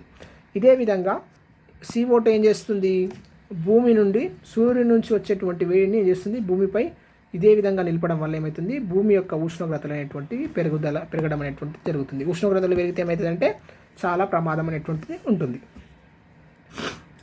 నిల్వ చేసి వేడిని బయటికి పోకుండా ఆపడం వలన లోపలంతా వెచ్చగా ఉంటుంది. గాజు గ్రీన్ హౌస్లోని వేడిని గ్రహించి నిల్వ చేసుకుంటుంది. అదేవిధంగా వాతావరణంలో ఉన్నటువంటి CO, carbon monoxide, CO2, carbon dioxide, methane, CH4 ఇవన్నీ ఏం చేస్తాయంటే వంటి వాయువులు నీటి ఆవిరి వాతావరణంలో తిరిగి ఉద్గారమయ్యే వేడిని నిల్వ చేసుకుంటాయి. ఇవే కాకుండా నీటి ఆవిరి ఇవన్నీ ఏం చేస్తాయి, CO2, మీథేన్ వంటి వాయువులు మరియు నీటి ఆవిరి వాతావరణంలో తిరిగి ఉద్గారమయ్యే ఇవన్నీ ఏం చేస్తాయి, వేడిని నిల్వ చేసుకుంటాయి. ఇటువంటి సహజ గ్రీన్ హౌస్ వాయువులు భూమి చుట్టూ ఒక కంబలి ఈ విధంగా ఒక పొరలాగా ఏర్పడి భూమిని వెచ్చగా ఉంచడానికి సహాయపడతాయి. ఇవన్నీ ఏం చేస్తాయి, ఇప్పుడు ఈ విధంగా భూమి ఉందంటే భూమి చుట్టూ ఈ విధంగా CO2, CH4 ఇవన్నీ ఏం చేస్తాయి, ఒక కంబలిలాగా ఒక దుప్పట్లాగా ఆవరించి ఏం చేస్తాయి, భూమి వెచ్చగా ఉండడానికి తోడ్పడతాయి. కానీ ఇంకా ఎక్కువ పరిమాణం CO2 వాతావరణంలో పేరుకుపోతుంటే ఏమవుతుంది, ఎక్కువ వేడిని గ్రహిస్తాయి. అప్పుడు ఏమవుతాయి, భూమిపై ఉండే ఉష్ణోగ్రతలు ఏమైతే పెరుగుతాయి. అది కూడా ప్రమాదంగా. ఇది ఉండాల్సిన స్థాయిలో ఉంటే ఓకే, కానీ ఎక్కువ పరిమాణంలో ఉంటే CO2 వాయువులు ఏం చేస్తాయి, ఎక్కువ వేడిని శోషించుకుంటాయి. తద్వారా ఏమైతే జీవుల యొక్క జీవన క్రియల్లో మార్పులు అనేటువంటివి ఏర్పడతాయి అధిక ఉష్ణోగ్రతలు ఉంటే. భూమిపై ఉన్న జీవరాశులు జీవించడానికి అనువైన పరిస్థితులను కల్పిస్తాయి. ఇలా జరగకపోతే భూమిపై ఉన్న ఉష్ణోగ్రతలు 0 డిగ్రీ కంటే తక్కువ పోయే ప్రమాదం ఉంది. ఇటువంటి సహజ సిద్ధమైన వెచ్చదనం ఏర్పాటు చేసే దృగ్విషయాన్ని మనం గ్రీన్ హౌస్ ఎఫెక్ట్ అని అంటాము. ఈ విధంగా ఒకవేళ ఇట్లా భూమి చుట్టూ కంబల్లాగా ఏర్పడకపోతే ఏమవుతుంది, భూమిపై ఉన్నటువంటి ఉష్ణోగ్రతలు ఏమవుతాయి, -, డిగ్రీలకు పోవడం అనేటువంటిది జరుగుతుంది. తద్వారా జీవన క్రియలు అనేటువంటివి జరగవు. ఈ విధంగా సహజ సిద్ధమైన వెచ్చదనం ఏర్పాటు చేసే ఈ దృగ్విషయాన్ని మనం ఏమంటామంటే గ్రీన్ హౌస్ ఎఫెక్ట్ అని అంటాం. గ్రీన్ హౌస్ ఎఫెక్ట్ అని అంటాం. ప్రస్తుతం ఈ సహజ సిద్ధ వెచ్చదన ప్రక్రియ బాగా దెబ్బతిన్నది. వివిధ మానవ కార్యకలాపాలు అనగా శిలజ ఇంధనాలు దహనం, అడవుల నరకడం, పారిశ్రామికీకరణ వలన ఏమైంది, వాతావరణంలో అధిక మొత్తంలో CO2 ఇతర వాయువులు ఏమైనాయి చేరడం అనేటువంటిది, ఇతర గ్రీన్ హౌస్ వాయువులు వాతావరణంలోనికి వెలువడుతున్నాయి. CO2, CO, CH4 మొదలైనటువంటి ఇతర వాయువులు ఏమవుతున్నాయి అత్యధికంగా వెలువడుతున్నాయి. కనుక ఎక్కువ వేడిని నిల్వ చేసుకుంటాయి. ఇవన్నీ ఎక్కువ ఉంటే ఏమవుతుంది, ఉండాల్సిన స్థాయిలో ఉంటే ఉష్ణోగ్రత సరైన స్థాయిలో నిల్వ చేసుకుంటాయి. ఇంకా ఎక్కువ ఉంటే ఏమవుతుంది, ఎక్కువ వేడిని నిల్వ చేస్తాయి. దీని ఫలితంగా భూమిపై ఉష్ణోగ్రతలు పెరుగుతున్నాయి. తద్వారా భూమి వెచ్చదనం, గ్లోబల్ వార్మింగ్ జరుగుతుంది. గ్లోబల్ వార్మింగ్ అంటే అధిక మొత్తంలో భూమి సముద్ర ఉష్ణోగ్రతలు నమోదు కావడం. అంటే భూమి ఉండాల్సిన ఉష్ణోగ్రత అంటే ఎక్కువ ఉష్ణోగ్రత నమోదు చేయడం, భూమి కానీ సముద్రాలు కానీ నమోదు కావడం. భూమిపై వాతావరణ మార్పులు శీతోష్ణ స్థితి మార్పును కలగజేయడం వలన సముద్రం నీటి మట్టం పెరగడం జరుగుతుంది. ఈ విధంగా ఎక్కువ ఉష్ణోగ్రతలు ఉన్నాయనుకో ఏమైతే ధ్రువ ప్రాంతాలు, ఐస్ ప్రాంతాలు, హిమాలయ ప్రాంతాలు ఇవన్నీ ఏమైతే కరిగిపోవడం అనేటువంటి జరిగి ఏమైతే ఆ నీరు మొత్తం సముద్రాల్లోకి పోతుంది. సముద్రాలకు పోవడం వల్ల ఏమవుతుంది, సముద్ర లోతట్టు ప్రాంతాలు ఉంటాయి కదా, ఇవన్నీ మునిగిపోవడం అనేటువంటిది జరుగుతుంది. అధిక వర్షపాతం ఏమవుతుంది, ఎక్కువ వర్షపాతం కురుస్తుంది. వరదలు, కరువు కాటకాలు కూడా సంభవించే అవకాశం ఉంటుంది. ఇవన్నీ ప్రమాదాలు ఇది గ్లోబల్ వార్మింగ్ వలన. శీతోష్ణ స్థితి మార్పు సంభవించినప్పుడు మానవులు, జంతువులపై ఎటువంటి ప్రభావం చూపుతుంది. చిన్నపిల్లలు, ముసలి వాళ్ళు కూడా ఏమవుతారు, తట్టుకోలేక చనిపోవడం అనేటువంటిది జరుగుతుంది. తర్వాత జీవక్రియలు అనేటువంటివి అధిక ఉష్ణోగ్రతలు ఉంటే ఏమైతే జీవనక్రియలు కూడా సరిగ్గా అనేటువంటి జరగవు. ఉష్ణోగ్రతపై గ్రీన్ హౌస్ ప్రభావాన్ని పరీక్షించడానికి ఒక కృత్యం ఇచ్చింది చూడండి. ఇక్కడ కావాల్సిన పరికరాలు ప్లాస్టిక్ సీసా, ఇనుప చీల, 2 థర్మామీటర్లు, నోట్బుక్, పెన్సిల్. ఇనుప చీలలతో ప్లాస్టిక్ సీసా పై భాగాన పక్కన రంధ్రాన్ని చేయండి. ప్లాస్టిక్ సీసా పై భాగాన్ని ఏం చేయాలి, పక్కన రంధ్రం చేయాలి. ఒక థర్మామీటర్ను రంధ్రంలో గుచ్చండి. సీసా పక్కన రెండో థర్మామీటర్ను ఉంచండి. ఇట్లా మనం సీసా తీసుకొని దానికి ఒక బొక్క వేసి ఇందులో థర్మామీటర్ పెట్టాలి, పక్కన ఒక థర్మామీటర్ పెట్టాలి. 2 థర్మామీటర్లు సమానంగా సూర్యరశ్మి సోకే విధంగా చూడండి. 10 నిమిషాల తర్వాత 2 థర్మామీటర్లలో ఉష్ణోగ్రతను నమోదు చేయండి. వివరాలను మీ నోటు పుస్తకంలో రాయండి. 10 నిమిషాల తర్వాత మరోసారి ఉష్ణోగ్రతను నమోదు చేయండి. ఇలా 2 సార్లు చేయాలి. 2 థర్మామీటర్లో ఒకే ఉష్ణోగ్రత నమోదు చేశారా అంటే ఈ బయట ఉన్న ఉష్ణోగ్రత ఎక్కువ ఉంటుంది, ఈ లోపల ఉన్నది తక్కువగా ఉంటుంది. ఏ థర్మామీటర్లో అధిక ఉష్ణోగ్రత ఉంది. రెండు ఉష్ణోగ్రతలు సమానంగా ఉండడానికి కారణాలు చెప్పగలరా? 2 ఉష్ణోగ్రతలు సమానంగా ఉండడానికి గల కారణాలు చెప్పగలరా అంటే ఈ బయట ఉన్నదే కాకుండా అంటే ఇది కూడా మనం ఉష్ణోగ్రత టెంపరేచర్ను శోషించుకుంటుంది కాబట్టి మొత్తం వాతావరణం కూడా ఒకే టెంపరేచర్ను చూపిస్తుంది. ఇవి మనం ఈ లోపల పెట్టింది తక్కువ టెంపరేచర్ చూపిస్తాం కదా, కాదు, 2 సేమ్ ఉష్ణోగ్రతలు చూపిస్తాయి. Okay, next oxygen cycle, oxygen వలయము చెప్పుకున్నాం కదా. ఇప్పుడు మనం నైట్రోజన్ అయిపోయింది, కార్బన్ అయిపోయింది, నెక్స్ట్ O2 ఆక్సిజన్ వలయం. భూమిపైన నైట్రోజన్ తర్వాత అధిక మొత్తంలో ఉన్న వాయువు ఏంటంటే ఆక్సిజన్. అధిక మొత్తంలో ఉన్న వాయువు ఇది ఆక్సిజన్. వాతావరణంలో దాదాపు ఇది ఎంత ఉంటుందంటే 21% ఆక్సిజన్ ఉంటుంది. ఎంత పర్సెంట్ ఉంటుంది? 21% వరకు ఆక్సిజన్ ఉంటుంది. ఆక్సిజన్ మూలక రూపంలో ఉంటుంది. ఆక్సిజన్ ఎట్లా ఉంటుంది? మూలక రూపంలో ఉంటుంది. భూ ఉపరితలంపై ఆక్సిజన్ సమ్మేళనాల రూపంలో ఎక్కువగా లభ్యమవుతుంది. ఇది చేస్తుంది సమ్మేళనాల రూపంలో భూమి ఉపరితలం పైన ఇది ఏం చేస్తుంది, అనేక రకాల వాయువులతో కానీ మూలకాలతో కలిసి ఏం చేస్తుంది, సమ్మేళనాల రూపంలో లభ్యమవుతుంది. మరియు వాతావరణంలో CO2 రూపంలో లభ్యమవుతుంది. వాతావరణంలో అత్యధికంగా వేస్తుంది CO2. ఈ CO2లో ఓటు అనేటువంటిది ఆక్సిజన్ కదా, CO2 రూపంలో లభ్యమవుతుంది. భూ ఉపరితలంపై లోహ ఆక్సైడ్ల రూపంలో దొరుకుతుంది. కార్బోనేట్, సల్ఫేట్, నైట్రేటు వంటి రూపాలలో ఇంకా ఇతర సమ్మేళనాలుగా కూడా దొరుకుతుంది. ఇదేం చేస్తుంది, కార్బన్ అనేటువంటిది దొరుకుతుంది. కార్బోహైడ్రేట్లు, ప్రోటీన్లు, న్యూక్లిక్ ఆమ్లాలు మరియు కొవ్వులు వంటి జీవ అణువులలో కూడా ఆక్సిజన్ అత్యవసరమైన అంశంగా ఉంటుంది. కార్బోహైడ్రేట్లలో, ప్రోటీన్లలో మరియు న్యూక్లిక్ ఆమ్లాలలో, కొవ్వులలో కూడా ఏం చేస్తుంది, జీవ అణువులలో ఆక్సిజన్ అనేటువంటిది ముఖ్యమైనటువంటి అంశము. ఇవన్నీ ఏర్పడడానికి కూడా ఆక్సిజన్ అనేటువంటిది అవసరం. శ్వాసక్రియకు ఆక్సిజన్ అత్యవసరమని మనం సాధారణంగా అనుకుంటాం. శ్వాసక్రియకు O2 అవసరం. O2ను తీసుకొని ఏం చేస్తాయి, CO2ను విడుదల చేస్తాయి, తెలుసు కదా మనకు శ్వాసక్రియలో. ఒక ఆసక్తికరమైన విషయం ఏమిటంటే బ్యాక్టీరియా వంటి కొన్ని జీవులకు ఆక్సిజన్ విషంలా పనిచేస్తుంది. నత్రజని స్థాపన బ్యాక్టీరియా ఆక్సిజన్ సమక్షంలో నైట్రోజన్ స్థాపన చేయలేవు. ఈ రైజోబియం అనేటువంటి బ్యాక్టీరియా ఉంటుంది కదా, నత్రజని స్థాపక బ్యాక్టీరియా, ఇవన్నీ కూడా ఆక్సిజన్ ఉంటే అవి నైట్రోజన్ స్థాపన వరకు చేయలేవు. ఆక్సిజన్ లేని సమయంలో మాత్రమే ఇవి ఏం చేస్తాయి, నత్రజని స్థాపన చేస్తాయి. జీవించడానికి ఆక్సిజన్ చాలా అవసరమని మనకు తెలుసు. శ్వాసక్రియలో ఆక్సిజన్ వినియోగించబడి కార్బన్ డైఆక్సైడ్ విడుదల చేయడం వలన ప్రకృతిలో సమస్థితి కాపాడుతున్నాం. నీటిలో కరిగి ఉన్న ఆక్సిజన్ నీటిలో నివసించే జంతువులకు ప్రాణాధారం. నీటిలో కూడా శ్వాసక్రియ జరుగుతూనే ఉంటుంది. అవి వాటర్లో కరిగిన ఆక్సిజన్ వినియోగించుకుంటాయి. వివిధ పరిస్థితుల ఆధారంగా ఆక్సిజన్ నీటిలో కరిగి ఉండడం జరుగుతుంది. అధిక ఉష్ణోగ్రతలు ఉన్నప్పుడు నీటిలో ఆక్సిజన్ కరగడానికి సహకరించదు. మన నీటి ఉష్ణోగ్రత ఎక్కువ ఉంటే ఏమవుతుంది అంటే అందులో ఆక్సిజన్ కరగదు, తక్కువ కరుగుతుంది. అధిక ఉష్ణోగ్రతలు ఉన్నప్పుడు నీటిలో ఆక్సిజన్ కరగడానికి సహకరించదు. మన గ్లోబల్ వార్మింగ్ ఉంది కదా, ఆ గ్లోబల్ వార్మింగ్ ఎక్కువైతే ఉష్ణోగ్రతలు ఎక్కువైతే ఏమైతే నీటిలో ఉన్న జీవులకు కూడా ఎఫెక్ట్ అవుతుంది. ఎందుకంటే ఆక్సిజన్ అనేటువంటి తక్కువ కరుగుతుంది కాబట్టి. నీటి ఉపరితలంపై అలాగే అలజడి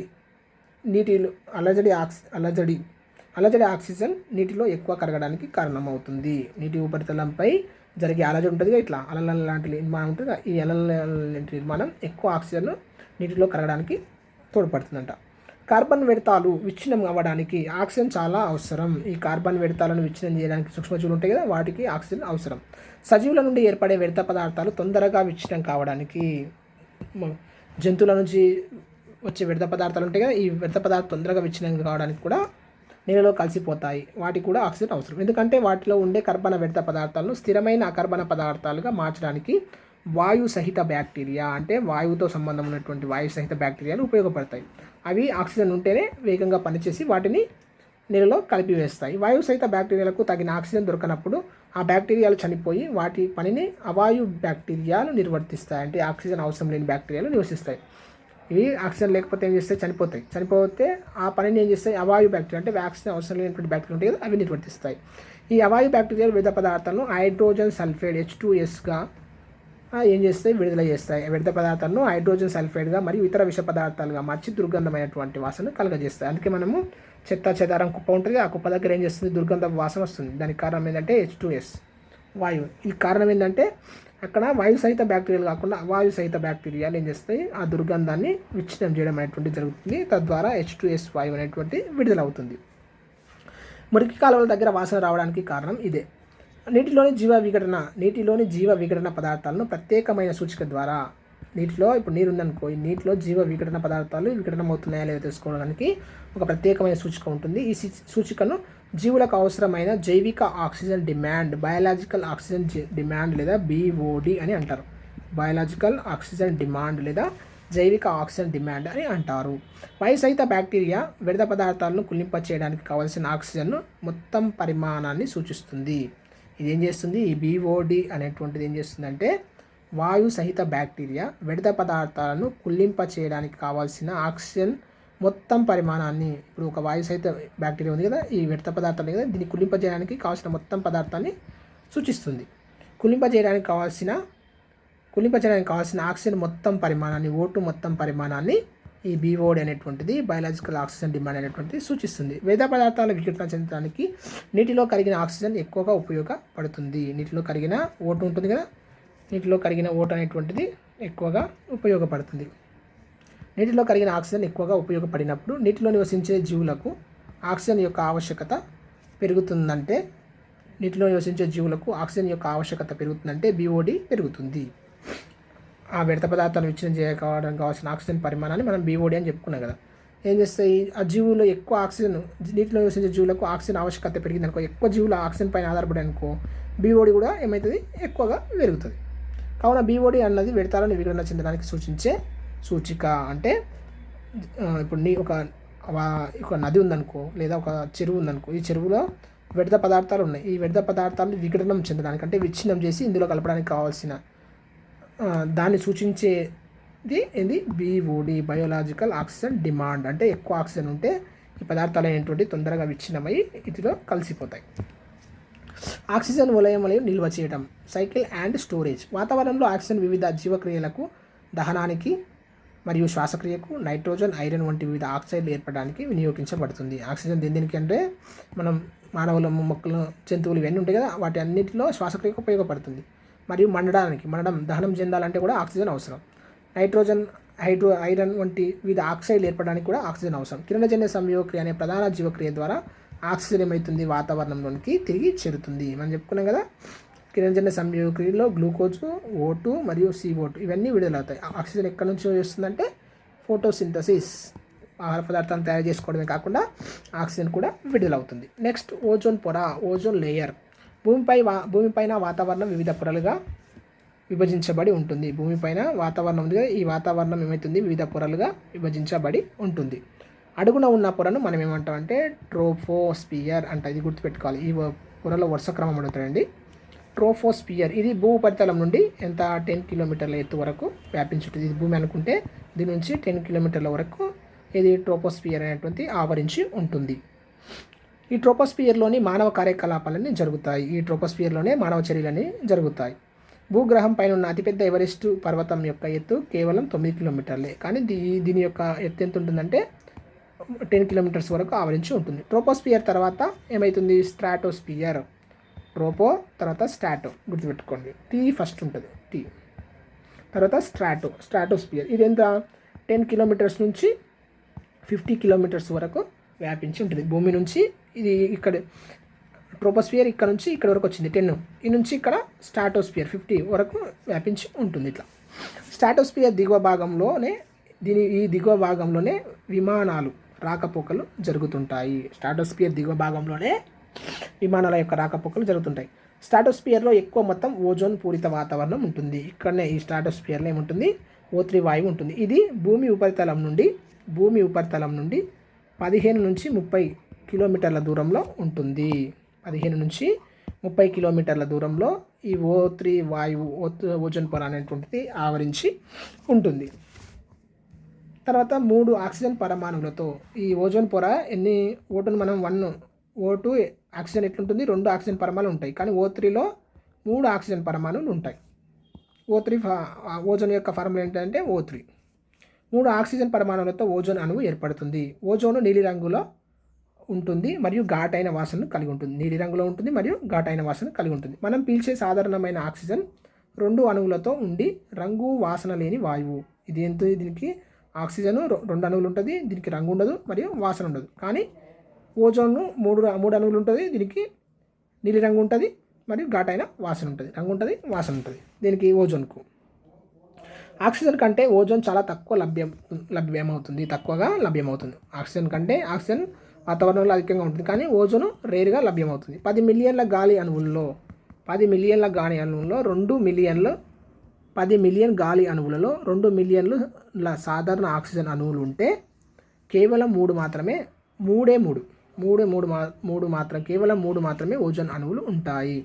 మొత్తం 10 మిలియన్ల గాలి తీసుకుంటే అందులో 3 మిలియన్ల ఆక్సిజన్ ఉంటే ఈ మొత్తం దాంట్లో జస్ట్ 3 అణువులు మాత్రమే O3 అనేటువంటిది ఉంటుంది.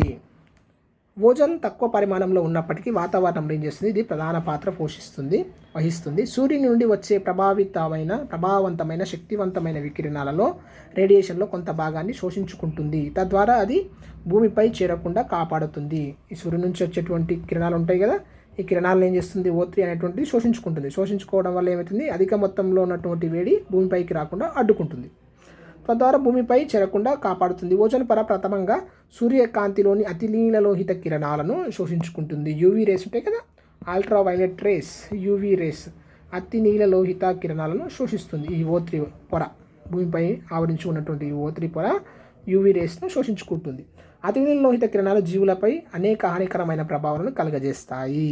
ఈ అతినీలలోహిత భూమిపైకి చేరితే జీవరాశులు కదా, మొక్కలు, జంతువులు, మానవులు అందరికీ కూడా హానికరమైన ప్రభావాలను కలుగజేస్తాయి. అందులో ముఖ్యమైనవి వివిధ రకాల చర్మ క్యాన్సర్స్. ఈ కిరణాలు డైరెక్ట్ పడితే ఏమైతే ఈ చర్మ క్యాన్సర్ వస్తుంది. ఇంకా ఈ కిరణాల వలన పంటలు, కొన్ని రకాల సముద్రపు జీవులకు కూడా నష్టం కలుగుతుంది. పగడాలు మొదలైనటువంటి ఉంటాయి కదా సముద్రపు జీవులు, అవి నష్టపోవడం జరుగుతుంది. పంటల్లో పంట మొక్కలు ఉంటాయి కదా, వాటి దిగుబడి తగ్గిపోవడం మరియు వాటి ఫోటోసింథసిస్కి ఆటంకం కలగడం, వాటి జీవనక్రియలు జరగకపోవడం అనేటువంటివి చర్యలు జరుగుతాయి. స్ట్రాటోస్పియర్ ఓజోన్ అణువులు నిరంతరంగా ఏర్పడుతూనే ఉంటాయి. ఈ స్ట్రాటోస్పియర్లో O3 అణువులు ఉంటాయి కదా, అవి నిరంతరం ఏర్పడుతూ ఉంటాయి మరియు నాశనం చెందుతూ ఉంటాయి. అందువల్ల ఓజోన్ మొత్తం పరిమాణం స్థిరంగా ఉంటుంది. ఇవైతే కొత్త ఏర్పడుతూనే ఉంటాయి, మళ్ళీ నశించిపోతుంటాయి. ఈ విధంగా ఎప్పుడు ఈ O3 అనేటువంటిది స్థిరంగా ఉంటుంది. ఓజోన్ పొర తగ్గిపోవడం, డిప్లేషన్ ఆఫ్ ఓజోన్ లేయర్. కొన్ని పరిశ్రమలు పాటిస్తున్న విధానాలు మరియు ఉత్పాదకాల వలన ఓజోన్ పొర తగ్గించే పదార్థాలు వాతావరణంలోనికి విడుదలవుతున్నాయి. అంటే పరిశ్రమల నుంచి విడుదలయ్యే కొన్ని కెమికల్స్ ఉంటాయి కదా, ఆ ఉత్పాదకాల వల్ల ఏమవుతుంది, వాతావరణంలో ఉంటే ఈ ఓజోన్ పొర తగ్గిపోతుందంట. ఈ పదార్థాలు బ్రోమిన్, క్లోరిన్ పరమాణువులను స్ట్రాటోస్ఫియర్లోనికి చేరవేస్తాయి. ఈ వాతావరణంలో ఈ పరిశ్రమల నుంచి విడుదలయ్యేటువంటి కొన్ని పదార్థాలు ఉంటాయి కదా, వాటిలో ఉండే బ్రోమిన్ కానీ క్లోరిన్ అణువులను స్ట్రాటోస్ఫియర్లోనికి చేరవేస్తాయి. అవి అక్కడ జరిపే రసాయనిక చర్యల వలన ఓజోన్ పొర నాశనం అవుతుంది. ఇవి క్లోరిన్, బ్రోమిన్ ఉన్నాయి కదా, ఇవి జరిపే చర్యల వల్ల ఏమవుతుంది, ఓజోన్ పొర నాశనం అవుతుంది. ఇందుకు ముఖ్యమైన ఉదాహరణ రిఫ్రిజిరేటర్లలో, ఎయిర్ కండిషన్ వ్యవస్థలో వాడే క్లోరోఫ్లోరో కార్బన్స్. మనము ఈ refrigerators, air conditioner, air coolers ఉంటాయి కదా, వాటిని ఉపయోగించడం వల్ల ఏమవుతుంది, వాటి నుంచి ఒక కెమికల్ క్లోరో కార్బన్ అనేటువంటి వాయువు వెలువడుతుంది. ఈ వాయువులన్నీ వాతావరణం అడుగున చేరుతాయి. ఇవి చర్యాశీలత లేని పదార్థాలు. ఇవి ఇట్లా ఉన్నటువంటి పదార్థాలు ఇవి చర్యాశీలత లేని పదార్థాలు కాబట్టి వర్షపు నీటితో కానీ మంచుతో కానీ కరగవు. ఇవి ఏం చేస్తాయి, వేటితో కరగవు. ఇవి ప్రకృతి సిద్ధమైన గాలి చలనాలు వీటిని ఏం చేస్తాయి, స్ట్రాటోస్ఫియర్లోనికి తీసుకుపోతాయి. ఈ విధంగా ఇక్కడ భూమిపై ఉన్నటువంటి పరిశ్రమలు ఉంటాయి కదా, వాటిలో ఉండేటువంటి రిఫ్రిజిరేటర్, మనం వాడుతున్న ఈ రిఫ్రిజిరేటర్లు, తర్వాత ఏసీలు, ఇవన్నీ ఉన్నాయి కదా, అవి ఏం చేస్తాయి, క్లోరోఫ్లోరో కార్బన్స్ను విడుదల చేస్తాయి. ఇవేం చేస్తాయి, నీటిలో కానీ వర్షపు నీటిలో కానీ కరగకుండా ఇవేమి వాతావరణంలో ఇలాగనే ఉంటాయి. ఈ గాలి అక్కడ ఇక్కడ వీస్తుంది కదా, అధిక పరిమాణం, స్వల్ప పరిమాణం, ఇవన్నీ గాలి ఏం చేస్తుంది, దీన్ని స్ట్రాటోస్ఫియర్లోనికి తీసుకుపోతాయి. గాలి ఈ క్లోరోఫ్లోరో కార్బన్స్ అక్కడ ఇవి ఓజోన్తో చర్యనుంది, ఓజోన్ను పోల్పడేటట్టు, నాశనం అయిపోయేటట్టు చేయడం అనేటువంటి జరుగుతుంది. కాబట్టి వర్షపు నీటితో కానీ మంచుతో కానీ కరగవు. ప్రకృతి సిద్ధమైన గాలి చలనాలు వీటిని స్ట్రాటోస్ఫియర్లోనికి తీసుకువెళ్తాయి. అక్కడ ఇవి చర్యాశీలం అవుతాయి. ఆ స్ట్రాటోస్ఫియర్లోనికి చేరిన తర్వాత అప్పుడు చర్యాశీలం అవుతాయి. వీటిలో కొన్ని వాయువులు ఓజోన్ పొరను నాశనం చేసే చర్యలో పాల్గొంటాయి. ఓజోన్ రంధ్రం నిజమైన రంధ్రం కాదు, ఓజోన్ తరిగిపోతున్న ప్రాంతము. మనం ఓజోన్ రంధ్రం ఏర్పడింది అంటాం కదా, ఆ ఓజోన్ అంటే రంధ్రం కాదు, ఆ ప్రాంతంలో ఓజోన్ వాయువు తగ్గిపోవడాన్ని మనం ఓజోన్ రంధ్రం అని అంటున్నాం. ఆర్కిటిక్ ప్రాంతం కంటే అంటార్కిటికా ప్రాంతంలో తక్కువ ఓజోన్ ఉన్నట్లు పరిశీలనలో తెలియదు. అంటే ఈ ప్రాంతంలో ఓజోన్ పొర తగ్గిపోయిందని అర్థం. మన సౌకర్యం కోసం వాడే రిఫ్రిజిరేటర్స్, ఎయిర్ కండిషన్స్, పెట్రో ఇంధనాలు సహజ ప్రకృతిని ఏం చేస్తున్నాయి, నాశనం చేస్తున్నాయి. ఫ్రిడ్జ్లు కానీ, తర్వాత ఏసీలు కానీ, తర్వాత పెట్రో ఇంధనాలు ఇవన్నీ ఉన్నాయి కదా, ఇవన్నీ ఏం చేస్తున్నాయి, సహజ ప్రకృతిని నాశనం చేస్తున్నాయి. కుండలోని నీరు త్రాగడం, చెట్టు నీళ్ళలో సేద తీరడం, సైకిల్ వాడటం పర్యావరణ స్నేహిత పనులు. ఇవన్నీ కూడా పర్యావరణానికి ఉపయోగపడే పనులు. ఇవన్నీ ప్రకృతిని ప్రేమించి రేపటి తరానికి అందించాలనుకునే వారి జీవన విధానాలు. మీరు ఎలా జీవించాలో ఆలోచించండి. ఇవన్నీ కూడా ఇలాంటి ప్రకృతిని డిస్టర్బ్ చేయనటువంటి కార్యకలాపాలు. కుండ నీటిలో తాగడం, చెట్టు నీళ్ళలో సేద తీరడం, సైకిల్. ఇప్పుడు మనం ఏం చేస్తున్నాం, చెట్టు నీళ్ళలో దొరకకపోవడం కూడా ఏమేం చేస్తున్నాం, ఎయిర్ కండిషనర్స్ని వాడుతున్నాం, ఏసీ లాంటివి వాడుతున్నాం. ఇలా ఏసీ లాంటివి వాడి ఏం చేస్తున్నాం, కృత్రిమంగా చెట్టు నీటిలో ఉండేటువంటి నీడను, ఆహ్లాదకరణాన్ని మనం పొందుతున్నాం. వీటి వల్ల ఏమవుతుంది, కార్బన్ లాంటివి కూడా ఏర్పడి అవి ఓజోన్ లాంటి పొరను నాశనం చేయడం వల్ల అతిపెద్ద విపత్తు సంభవించే అవకాశాలు కూడా ఉన్నాయి. కాబట్టి మనం ప్రకృతి సిద్ధమైనటువంటి జీవనాన్ని గడపడంతో ఏమవుతుంది, వాతావరణం కూడా స్థిరంగా ఉంటుంది. మ్యాట్రియల్ ప్రోటోకాల్. ఓజోన్ పొర సంరక్షణ కోసం నిర్దేశించిన విధి విధానమే మనం మ్యాట్రియల్ ప్రోటోకాల్ అని అంటాం. అంతర్జాతీయంగా ఈ మ్యాట్రియల్ ప్రోటోకాల్ అనేటువంటిది ఏర్పడి ఓజోన్ సంరక్షణ కోసం కృషి చేస్తుంది. దీన్ని మ్యాట్రియల్ ప్రోటోకాల్ అంటాం. ఇది అంటార్కిటికా పైన కనిపించని ఓజోన్ రంధ్రాన్ని పరిశీలించి ఓజోన్ పొరను నాశనం చేసే వాయువులపై నియంత్రించే విధంగా చర్యలు చేపట్టడానికి అవకాశం ఇచ్చింది. ఏ వాయువులైతే ఈ O3 తగ్గిపోవడానికి కారణమవుతున్నాయో ఆ వాయువులను నియంత్రించడానికి చర్యలు తీసుకున్నది. ఈ అంశానికి అనుగుణంగా ఓజోన్ పొరను తగ్గించే పదార్థాలపై నిషేధం విధిస్తూ మ్యాట్రియల్ ప్రోటోకాల్ ఉద్భవించింది. ఈ ఒప్పందంపై 1987లో 24 దేశాలు సంతకాలు చేసినాయంట. ఇప్పుడు 1987లో 1989లో ఇది అమల్లోనికి వచ్చింది. 1989లో ఇది అమల్లోనికి వచ్చింది. నేటికి 120 దేశాలు ఈ ఒప్పందంలో భాగస్వామ్యమయ్యాయి. ఒప్పందం ఏమిటంటే క్లోరోఫ్లోరో కార్బన్స్ వాటి ఉత్పన్నాలు వంటి ఓజోన్ పొరకు నష్టం కలిగించే పదార్థాల ఉత్పత్తి, సరఫరా నియంత్రించడం. ఈ కార్బన్స్ విడుదల చేసే పదార్థాలు ఉంటాయి కదా, వస్తువులు కానీ పదార్థాలు కానీ, వాటన్నిటిని ఏం చేయాలి, నియంత్రించాలి, అంటే నిషేధం విధించాలి. ప్రోటోకాల్ను సరి చేయడానికి మరలా 1992లో కోపెన్హేగన్ అనే సమావేశం జరిగింది. కోపెన్హేగన్లో మరొక సమావేశం జరిగింది. ఎప్పుడు 1992లో. దీనిలో ఉన్నటువంటి లోపాలను సరిదిద్దుకోవడానికి కోపెన్హేగన్లో మరొక సమావేశం జరిగింది. ఈ సమావేశం హాలో కార్బన్ల ఉత్పత్తిని, హాలో కార్బన్స్ ఉన్నాయి కదా, ఈ హాలో కార్బన్స్ ఉత్పత్తిని కూడా 1994 నాటికి క్లోరోఫోరో కార్బన్స్ సహా ఇతర హాలో కార్బన్స్ను 1996 నాటికి నిలిపివేయాలని నిర్ణయించడం జరిగింది. 1990 నాటికేమో క్లోరోఫోరో కార్బన్స్ను వాడకం నిషేధించాలి. తర్వాత 1996 నాటికి హాలో కార్బన్స్ని నిషేధించాలని నిర్ణయం తీసుకున్నారు. నిలిపివేయాలన్నా నిషేధించాలన్నా ఒకటి, నిలిపివేయాలని నిర్ణయం తీసుకున్నారంట. 1994 నాటికేమో, అప్పటి వరకేమో ఇది 1900 ఇక్కడ చెప్పుకున్నాం కదా మనం, 89లో 120 దేశాలు సంతకం చేసినాయండి. అవన్నీ కూడా ఏవి పూర్తిగా దాన్ని ఇంప్లిమెంట్ చేయలేదు. ఇంప్లిమెంట్ చేయకపోవడంతో 1992లో మళ్ళీ కోపెన్హేగన్లో మళ్ళీ ఒక సమావేశం పెట్టుకున్నారు. ఆ సమావేశంలో నిర్ణయం తీసుకున్నారు ఏంది, 1994 నాటికి క్లోరోఫోరో కార్బన్స్ని నిషేధించాలి. 1996 నాటికి హాలో కార్బన్స్ని ఏం చేయాలి, నిషేధించాలని ఒక నిర్ణయానికి వచ్చిర్రు. ఫస్ట్ ఈ 1929లో జరిగిన ఒప్పందం అంతా జరగలేదు, పర్ఫెక్ట్గా ఇంప్లిమెంట్ కాకపోవడంతో మళ్ళీ ఈ సమావేశాలు జరిగాయి. అయితే ఇప్పటి వరకు కూడా ఈ లక్ష్యాన్ని సాధించలేకపోయాయి. ఇప్పటికి కూడా ఈ లక్ష్యం ఇంకా సాధించబడలేదంట. ఇక్కడ చూడండి, ఈ పాఠ్యాంశంలో మనం నేర్చుకున్న అంశాలు ఏంటంటే, భూమి ఉపరితలంపై జీవ భౌగోళిక రసాయనిక విధానాలు, మూలకాలు లేదా సమ్మేళనాల కదలిక సూచించే విధానాలన్నిటినీ, జీవ భౌగోళిక రసాయనిక విధానాలు, మూలకాలు లేదా సమ్మేళనాల కదలిక సూచించే విధానాలన్నిటినీ కలిపి జీవ భౌగోళిక రసాయనిక వలయాలు అంటారు. ఏమంటారు? జీవ భౌగోళిక రసాయనిక వలయాలు అంటారు. సజీవులు వాటి ఆవరణ వ్యవస్థలో ఒకదానితో ఒకటి పరస్పరం చర్య జరుపుకుంటూ వాటి పరిసరాలతో కూడా చర్య జరుపుకుంటాయి. జీవులు ఏం చేస్తాయి, ఒక జీవి ఇంకో జీవితో చర్య జరుపుకుంటూ వాటి ఉండే వాతావరణం ఉంటుంది, వాటితో కూడా చర్యలు జరుపుకుంటాయి. తద్వారా స్వయం ఆధారిత ఆవరణాత్మక ప్రమాణాన్ని ఏర్పరచుకుంటాయి. స్వయం ఆధారిత ఆవరణాత్మక ప్రమాణాన్ని కూడా ఏర్పరచుకుంటాయి. ఆవరణ వ్యవస్థలో తమంతట తాము పునరుత్పత్తి చేయగలిగే వనరులను కలిగి ఉంటాయి. ఆవరణ వ్యవస్థలో తమంతట తాము పునరుత్పత్తి చేయగలిగే వనరులను కలిగి ఉంటాయి. జీవ భౌగోళిక రసాయనిక వలయాలు ప్రకృతిలో సంక్లిష్టమైనవి మరియు జీవికి అవసరమయ్యే వివిధ రకాల మూలకాలు. జీవ భౌగోళిక రసాయనిక వలయాలు అనేటువంటి ప్రకృతిలో సంక్లిష్టమైనవి మరియు జీవికి అవసరమయ్యే వివిధ రకాల మూలకాలు. Carbon, oxygen, nitrogen, phosphorus, calcium, potassium, sodium, ఇనుము మొదలైనవి. ఇవన్నీ కూడా జీవులకు అవసరమయ్యేటువంటి మూలకాలు. జీవ వ్యవస్థలో ప్రసరిస్తుంటాయి. ఇవన్నీ ఏం చేస్తాయి, జీవ వ్యవస్థలో ప్రసరిస్తుంటాయి. ఇందులో రకరకాల జీవ భౌగోళిక రసాయనిక విధానాలు ఇమిడి ఉన్నాయి. వీటిలో అనేక భౌగోళిక మరియు జీవపరమైనవి, భౌగోళికపరమైన, రసాయనికపరమైనటువంటి విధానాలు ఇమిడి ఉన్నాయి. నీరు, ఆక్సిజన్, కార్బన్, వాటర్ కానీ, ఆక్సిజన్ కానీ, కార్బన్ కానీ, నైట్రోజన్ జీవనానికి అతి ముఖ్యమైన మూలకాలు. నీరు అనేటువంటిది ఆక్సిజన్, కార్బన్, నైట్రోజన్ జీవనానికి అతి ముఖ్యమైన మూలకాలు. నీరు, ఆక్సిజన్, కార్బన్, నైట్రోజన్ ఇవన్నీ కూడా జీవనానికి అతి ముఖ్యమైన మూలకాలు. ఇవి ప్రకృతిలో నిరంతరం పునఃచక్రియం అవుతుంటాయి.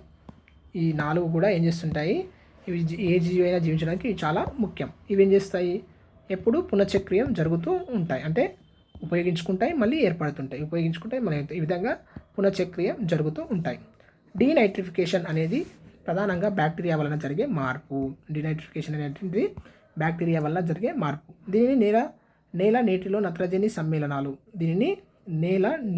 నత్రజని సమ్మేళనాలు మరియు నైట్రోస్ ఆక్సైడ్ వాయు రూపంలో మారి వాతావరణంలోనికి విడుదలవుతాయి. నైట్రస్ ఆక్సైడ్ వాయు రూపంలోనికి మారి ఏమవుతాయి, వాతావరణంలో విడుదలవుతాయి. బయోలాజికల్ ఆక్సిజన్ డిమాండ్ BOD అనున్నది ఆవరణ వ్యవస్థలో వ్యర్థాల జీవ విఘటన సూచిక. వ్యర్థాలు విచ్ఛిన్నం కావడానికి ఉపయోగపడే సూచిక, అది సూచించే సూచిక. వాతావరణంలో ఉండే కార్బన్ డైఆక్సైడ్, మీథేన్, నీటి ఆవిరి వంటి గ్రీన్ హౌస్ వాయువులు భూమి ఉపరితలం పైన వాతావరణాన్ని వెచ్చబరచడాన్ని మనం ఏమంటాం, గ్రీన్ హౌస్ ఎఫెక్ట్ అని అంటాం. బ్యాక్టీరియాల వలన అమోనియా